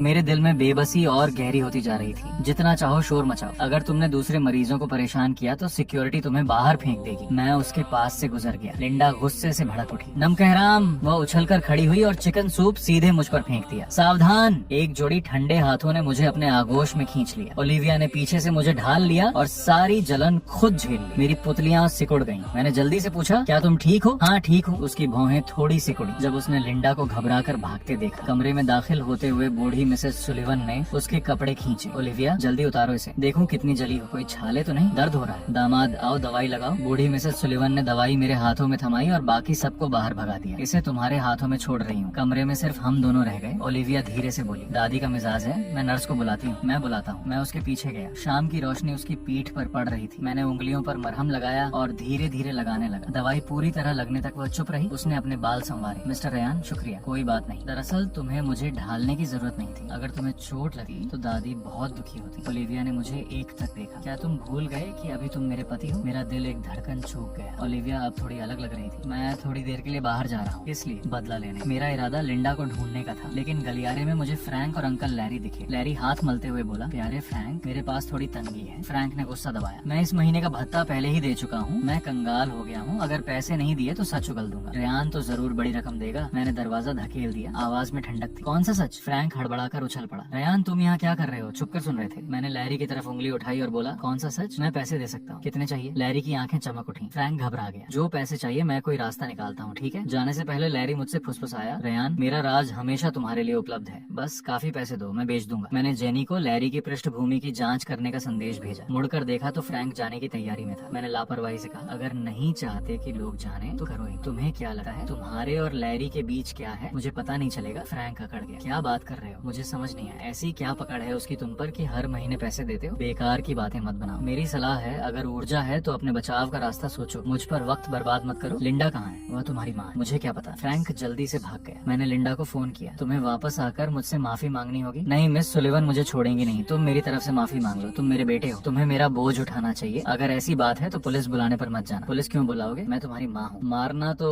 तुम्हें ही चाहता हूँ। माँ का बच्चे को मारना तो स्वाभाविक है। मैंने सीधे फोन काट दिया। ओलिविया को चोट पहुँचाने के लिए लिंडा को अंततः 48 घंटे के लिए हिरासत में लिया गया। अस्पताल के कमरे में वापस आने पर ओलिविया नीचे गाड़ी में बैठकर मीटिंग कर रही थी। मैं बिस्तर के पास बैठ गया। माफ करना, बूढ़ी मिसेस सुलिवन ने हाथ हिलाया। दामाद, परिवार के लोग ऐसी बातें क्यों करते हैं? फिर भी उस शरारती लड़की को तुम्हारी रक्षा करते देख मेरा मन खुशी से भर गया। हम परिवार हैं, ये 3 शब्द, हम परिवार हैं, मेरी आंखें भिगो गई। इसी पल फ्रैंक ने किसी तरह 50,000 युआन जुटाए और लैरी को ट्रांसफर किए, साथ में एक नोट। मुंह बंद रखो वरना हम दोनों का बुरा होगा। उसका दिल डर से भरा था। वो बस जल्द से जल्द सिंडी से शादी करना चाहता था। एक बार सुलिवन परिवार का दामाद बन गया तो भले ही उसकी असलियत सामने आए, कोई न कोई रास्ता तो निकल ही आएगा। रात के 9 बजे सिंडी अचानक फ्रैंक को ढूंढते हुए आई। फ्रैंक खुशी से चौंका। सिंडी, तुम यहाँ कैसे? सिंडी ने सख्ती से पूछा। डॉक्टर रे के बारे में क्या तुम पक्के हो कि उनसे बात हो गई? फ्रैंक की आंखें हिचकिचाईं। बिल्कुल। तो मेरी और डॉक्टर रे की मुलाकात करवाओ। फ्रैंक घबराकर उंगलियां मलने लगा। डॉक्टर रे विदेश गए हैं, वापस आने पर मैं करवा दूंगा। कोई समस्या है जो सुलझानी है? मैं उनसे संपर्क कर लेता हूँ। सिंडी ने संदेह भरी नजरों से उसे देखा। समस्या तुम्हारी ईमेल पर भेज दी है, डॉक्टर रे को फॉरवर्ड करो और उनसे हल करने को कहो। ठीक है, मैं अभी फॉरवर्ड करता हूँ। फ्रैंक को मिसेस लॉकवुड की ईमेल आई डी जुबानी याद थी। उसने देखा था कि डॉक्टर रे हमेशा मिसेस लॉकवुड को तुरंत जवाब देते हैं और कभी सवाल नहीं पूछते, इसीलिए उसने झूठ बोलने की हिम्मत की। उसने फोन पर काम किया और तुरंत फॉरवर्ड कर दिया। डॉक्टर रे आमतौर पर कुछ ही सेकंड में जवाब देते हैं। सिंडी, बस एक पल रुको। वीआईपी कमरे में मेरा फोन कंपन करने लगा। मैंने नजर डाली। रे की तरफ से एक ईमेल थी। क्या आप इस समस्या को हल करने में मदद कर सकते? अटैचमेंट सुलिवन ग्रुप की तकनीकी चुनौती निकली। मुझे हंसी आई। फ्रैंक मिसेस लॉकवुड का नाम इस्तेमाल करके मुझसे मदद मांग रहा है। मैंने ठंडे लहजे में जवाब दिया, मैं केवल लॉकवुड परिवार की सेवा करता हूँ, सुलिवन ग्रुप की समस्याओं से मुझे कोई मतलब नहीं। फ्रैंक के फोन पर नोटिफिकेशन आई, उसने मुस्कुराते हुए ईमेल खोली, लेकिन मजमून पढ़ते ही मुस्कान जम गई। सिंडी ने भौहें चढ़ाई। क्या हुआ? फ्रैंक ने अजीब सी मुस्कान से घबराहट छुपाई। डॉक्टर रे ने कहा इस समस्या को सुलझाने में कुछ दिन लगेंगे। सिंडी ने राहत की सांस ली। ये तो सामान्य है, ये समस्या वाकई कठिन है। मैंने रयान के ग्रुप के लोगों से शर्त लगाई है कि शुक्रवार से पहले हल निकाल लेंगे। कोई दिक्कत नहीं है ना? कोई दिक्कत नहीं। लेकिन फ्रैंक की आंखें हिचकिचा रही। सिंडी सुलिवन हवेली वापस लौटी। उसके पिता एरिक ने पहली बार उसे देखकर मुस्कुराया। तुम सच में मेरी अच्छी बेटी हो। तुमने वाकई डॉक्टर रे को अपनी तरफ कर लिया और रिसर्च एंड डेवलपमेंट विभाग में अपनी जगह इतनी जल्दी पक्की कर ली। उसकी माँ मे की भी आंखें भर आईं। सिंडी ने मुठ्ठियां भींच ली। उसने रणनीतिक विवाह का रास्ता चुना है, उसे कभी पछतावा नहीं होगा। रहा फ्रैंक, वो तो बस उसका मोहरा है। दूसरी तरफ मुझे छींक आई और मैं अपने काम में लगा रहा। अचानक सामने एक कप रख दिया गया। ओलिविया पानी का गिलास लाई थी और साइड टेबल पर रख दिया। मैं थोड़ा चौंका। शुक्रिया, कोई बात नहीं, बस रास्ते में था। ओलिविया स्वाभाविक रूप से अपनी कुर्सी पर वापस बैठ गई। बूढ़ी मिसेस सुलिवन हमें देखकर कान तक मुस्कुरा रही। वह पहले से ही शब्दकोश पलट रही थी अपने परपोते का नाम सोचने के लिए। अगले दिन R&D विभाग में सिंडी ने मुझे ब्रेक एरिया में रोका। आज रात एक नई ऊर्जा उद्योग कॉन्फ्रेंस है, इसमें शामिल होने वाले सभी लोग उद्योग के दिग्गज हैं। सुना है डॉक्टर रे भी आ सके। मैं रुका नहीं तो सुलिवन ग्रुप के R&D के पास निमंत्रण है। मैं तुम्हें अपने साथ ले जा सकती हूँ, नजरिया बढ़ाने के लिए और लोगों से मिलने के लिए। नहीं शुक्रिया। मैं बिना पीछे देखे दफ्तर के अंदर चला गया। टीम लीड लिन ने मुंह बनाया। एक निमंत्रण से उसे खरीदने की कोशिश? रयान इतना कम नजरिए वाला नहीं है, सिंडी ने ठंडे स्वर में कहा। तुम्हें समझना चाहिए कि मैं उसे बेहतर संसाधन दे सकती हूँ। इस तरह की सभा में क्या तुम्हें लगता है कोई भी जा सकता है? कम से कम मैं उसे ले जा सकती हूँ। काम के आखिर में लिन ने मुझे बुलाया। आज रात एक काम का कार्यक्रम है, मेरे साथ चलो। मैंने ज्यादा नहीं सोचा। ओलिविया को देर से आने का संदेश भेजा और लिन की गाड़ी में बैठ गए। गाला के प्रवेश द्वार पर अटेंडेंट ने लिन को रोका। माफ करें मिस लिन, सुलिवन ग्रुप ने आज के लिए पहले से नाम दर्ज करवाए हैं, आपका नाम सूची में नहीं है। सिंडी शैंपेन का गिलास लिए बाहर निकली, आंखें सिकोड़ते हुए। टीम लीड लिन, टीम बी के R&D के काम के बोझ को देखते हुए मैंने सोचा आप नहीं आएंगे, इसलिए रजिस्ट्रेशन के वक्त मैंने आपकी जगह मना कर दी। अब नाम जोड़ना थोड़ा मुश्किल है, आप वापस चली जाइए। लिन गुस्से से उबल पड़ी। सिंडी ये बेशर्मी है, तुम्हें मेरी तरफ से मना करने का क्या अधिकार है? मैं रिसर्च एंड डेवलपमेंट विभाग की उपाध्यक्ष हूँ, बेशक मैं तुम्हारे लिए फैसला कर सकती। सिंडी मेरी तरफ मुड़ी। रयान, साफ दिख रहा है ना, मेरी मंजूरी के बिना तुम इस दरवाजे से अंदर भी नहीं जा सकते। मैंने शांति से नजर उठाई। सच में? मैंने जेनी द्वारा ईमेल पर भेजा डिजिटल निमंत्रण निकाला और अटेंडेंट को दिया। क्या मैं अब अंदर जा सकता हूँ? अटेंडेंट ने एक नजर देखा और आदर से रास्ता छोड़ दिया। कृपया आइए। सिंडी का चेहरा एकदम बदल गया। वो मेरे फोन पर व्यक्तिगत निमंत्रण को घूरती रही। ये निमंत्रण तुमने किस हैसियत से लिया? तुमसे मतलब नहीं। मैंने स्क्रीन बंद की और लिन से कहा चलो। लिन खुशी से फूली नहीं समाई। जब मैं अंदर पहुंचकर उद्योग जगत के दिग्गजों से बातचीत करने लगा तो फ्रैंक और सिंडी भी आ गए। कुछ वरिष्ठ अधिकारियों ने फ्रैंक को देखते ही घेर लिया। मिस्टर फ्रैंक, डॉक्टर रे आखिर कब आएंगे? हम उनसे परामर्श करना चाहते हैं। फ्रैंक सबका ध्यान पाकर फूला नहीं समाया। विनम्रता का नाटक करते हुए बोला, आज तो मैं बस अपनी मंगेतर के साथ आया हूँ। सिंडी ने मौके का फायदा उठाकर नेटवर्किंग शुरू कर दी। लिन को किनारे धकेल दिया गया। वह मुझसे फुसफुसाई, जेनी थोड़ी देर में आएगी, शर्माओ मत, हिम्मत करो और जाकर टोस्ट पेश कर। इतने लोग उससे मिलना चाहते हैं। मेरे होंठ हिले। मैं बाद में तुम्हारा परिचय करवाता हूँ। लिन ने इसे शेखी समझा। तभी प्रवेश द्वार पर हलचल मच गई। जेनी आ गई थी। फ्रैंक ने आत्मविश्वास से अपना सूट ठीक किया और मेरी तरफ बढ़ा। रयान, क्या तुम्हें डायरेक्टर जेनी से मिलवाना चाहिए? सिंडी ने व्यंग्य से कहा। तुम्हें लगता है जेनी शक्ल सूरत पर फिदा होने वाली है? कितने ही खूबसूरत लोग उसके पास गए, वह किसी से प्रभावित नहीं हुई। अपने आकर्षण को ज्यादा मत आंको। ये बात पूरी भी नहीं हुई थी। जेनी आंधी की तरह उन दोनों के पास से गुजर गई। पूरे कमरे की हैरान नजरों के बीच वह उत्साह से दौड़ती हुई मेरे पास आई। बॉस, आप यहाँ क्या कर रहे हैं? पूरा कमरा सन्नाटे में डूब गया। फ्रैंक का बढ़ा हुआ हाथ हवा में जम गया। मुस्कान को फीका पड़ने का वक्त भी न मिला और वह भयानक हड़बड़ाहट में तब्दील हो गई। सिंडी तो और भी सख्ते में आ गई। उसके हाथ से शैंपेन का गिलास लगभग गिर ही गया। डायरेक्टर जेनी, कहीं आप गलती तो नहीं कर रहे? फ्रैंक हकलाते हुए बोला, ये रयान है, हमारे परिवार में बस एक मामूली इंसान। जेनी ने उसे भाव तक नहीं दिया। उसकी नजरें केवल मुझ पर टिकी थी। बॉस, मैंने दर्जनों ईमेल भेजे आने के लिए और आप हमेशा कहते रहे व्यस्त हूँ। पता चला आप गुपचुप पधारे। मैंने बेबसी से मुस्कुराया। मैं एक लीडर के साथ किसी निजी काम से आया हूँ। बॉस, सिंडी चीख पड़ी। उसकी आवाज कंप आ गई। जेनी, तुम इन्हें बॉस बुलाती हो? क्या ये वही टोपी वाला रयान नहीं जिसकी बीवी गुंडी है? जेनी ठंडे लहजे में पलटी। उसकी आंखें छुरी जैसी तीखी थी। मिस सिंडी, जुबान संभालो। तुम्हारे सामने वह तकनीकी प्रतिभा खड़ी है जिसे तुम्हारा सुलिवन ग्रुप बेताबी से ढूंढ रहा है, और वही किंवदंती डॉक्टर रे जो कभी सार्वजनिक रूप से सामने नहीं आई। भीड़ में दबी हुई सांसों की लहर दौड़ गई। नामुमकिन। फ्रैंक पूरी तरह बेकाबू हो गया। मेरी तरफ उंगली उठाकर चिल्लाया, डॉक्टर रे तो हमेशा से मेरी माँ के संपर्क में रहे हैं, ये नाजायज बेटा कैसे हो सकता है? रयान, तुमने जेनी को क्या दिया जो वह तुम्हारे साथ आई? मैं आगे बढ़ा और उसे ठंडी नजरों से देखा। फ्रैंक, तुमने मिसेस लॉकवुड का फोन चुराकर ईमेल भेजे, क्या सच में लगा मुझे पता नहीं चलेगा? वह जवाब, मैं केवल लॉकवुड परिवार की सेवा करता हूँ, क्या तुम्हें अभी नहीं मिला था? फ्रैंक का चेहरा पल भर में सफेद पड़ गया। उसके पैर लड़खड़ाए और वह बैठ गया। वह जमीन पर गिर पड़ा। सिंडी भी लड़खड़ाने लगी। उसने मुझे देखा, उसकी आंखों में पछतावा और हास्यास्पद बेबसी भरी थी। उसे हमेशा लगता था कि मैं कीचड़ में लथपथ हूँ, इसीलिए उसने 50,000 युआन से मुझे अपमानित करने की कोशिश की थी। लेकिन पलक झपकते मैं वह देवता बन गया जिसे उसे ऊपर देखना पड़ेगा। तभी दरवाजे पर हलचल हुई और मिसेस लॉकवुड वास्तव में अंदर आई, नैन्सी के सहारे। उनका रंग गुलाबी था, कदम मजबूत, कल की बीमारी का कोई निशान नहीं। रेयान, मिसेस लॉकवुड सीधे मेरे पास आई, उनकी आंखों में आंसू थे। वो दवाई तुमने खुद बनाई थी है ना? मैंने सिर हिलाया। अब तबीयत कैसी है? बहुत अच्छी। मिसेस लॉकवुड रिचर्ड और लिंडा की तरफ मुड़ी, उनकी आवाज शांत और दृढ़ थी। रिचर्ड, तुम हमेशा डॉक्टर रे से मिलना चाहते थे ना? वे यही हैं। और मेरे विश्वस्त सहायक चेन ने मुझे उस वक्त की सारी सच्चाई बता दी है। नैन्सी आगे बढ़ी, लिंडा को घूरते हुए। लिंडा, क्या तुम्हें लगा कि अस्पताल में बच्चे बदलने की बात हमेशा छुपी रहेगी? मैं इन सालों में जांच और निगरानी करती रही। मैंने तुम्हें बहुत ध्यान से देखा। एक औरत जो अपने सगे बेटे की पूरी तरह अनदेखी करे, लेकिन किसी और के बेटे के प्रति असामान्य लगाव दिखाए। मुझे बहुत पहले ही कुछ गड़बड़ लगी थी। डीएनए टेस्ट मैं पहले ही करवा चुकी थी। उसने एक रिपोर्ट सामने फेंकी। रिचर्ड ने कांपते हाथों से उठाई। नतीजा पढ़ते ही वो पलटा और लिंडा के गाल पर जोरदार थप्पड़ जड़ दिया। तूने अपने नाजायज बच्चे को मेरे बेटे से बदलने की हिम्मत कैसे की? लिंडा चीखते हुए पूरी तरह टूट गई। फ्रैंक रिपोर्ट को घूरता रहा, निराशा में चिल्लाया, नहीं, मैं लॉकवुड परिवार का युवा स्वामी हूँ, मैं उत्तराधिकारी हूँ। मैं ये सब ठंडी नजरों से देखता रहा। पहचान, दौलत, खून का रिश्ता, जो चीजें कभी मुझे जकड़े रहती थी, अब मेरी नजर में पंख जितनी हल्की लग रही थी। बॉस, गाड़ी तैयार है, जेनी ने धीरे से याद दिलाया। मैं जाने के लिए मुड़ा, तभी एक हाथ ने धीरे से मेरा हाथ थाम लिया। ओलिविया कब से मेरे पीछे आ खड़ी हुई थी। उसने स्याही जैसी काली पोशाक पहनी थी, पीठ का जला निशान कपड़े के नीचे छुपा था, लेकिन जिस नजर से वह मुझे देख रही थी उसमें पहले वाली ठंडक नहीं थी। रेयान, उसने धीरे से कहा। उसकी आवाज में एक हल्की सी निर्भरता थी जो शायद उसे खुद भी महसूस नहीं हुई। दादी अभी भी अस्पताल में हमारा इंतजार कर रही है। मैंने उसे देखा और मेरे दिल की सबसे कोमल जगह को किसी ने हौले से छू लिया। ठीक है, चलो घर चलते हैं। जैसे ही हम बैंक्वेट हॉल से बाहर निकले, सिंडी आंसुओं से भरी दयनीय सी दौड़ती हुई बाहर आई। रेयान, मैंने गलती की, क्या हम कॉलेज जैसे वापस हो सकते हैं? मेरे कदम नहीं रुके। बिना पलटे मैंने बस एक वाक्य कहा, सिंडी, तुमने एक बार कहा था कि नाजायज बेटा और गुंडी बीवी दोनों एक जोड़ी है। मुझे लगता है तुम और फ्रैंक जैसा वह अभी है, वे सच में एकदम सही जोड़ी है। मेरे पीछे सिंडी की बेबस सिसकियां हैं और आगे है हेचिंग शहर की चमचमाती रात। कार में ओलिविया अचानक पूछती है, वो न्यूरोसाइंस की किताब कब लौटाओगे मुझे? मैं उसकी तरफ भौं उठाता हूँ। क्या तुम मुझसे पूछताछ कर रही हो मिस सुलिवान? वह अपना चेहरा खिड़की की तरफ घुमा लेती है, उसके कान हल्के लाल हो जाते हैं। मुझे डर है कि अगर तुम डॉक्टर रे कभी चले गए तो दादी सुलिवान ग्रुप को तहस नहस कर देंगी। मैं बेबसी से हंसता हूँ और लापरवाही से उसके कंधों पर अपना हाथ डाल देता हूँ। इस बार वह हटती नहीं। आराम करो, कॉन्ट्रैक्ट अभी खत्म नहीं हुआ। वैसे भी मैं अभी आधिकारिक रूप से तुम्हारा पति बना भी नहीं हूँ। 3 महीने बाद जिस दिन अल्जाइमर की क्लिनिकल दवा सफलता पूर्वक विकसित होती है, हेचिंग शहर में पतझड़ की पहली बारिश होती है।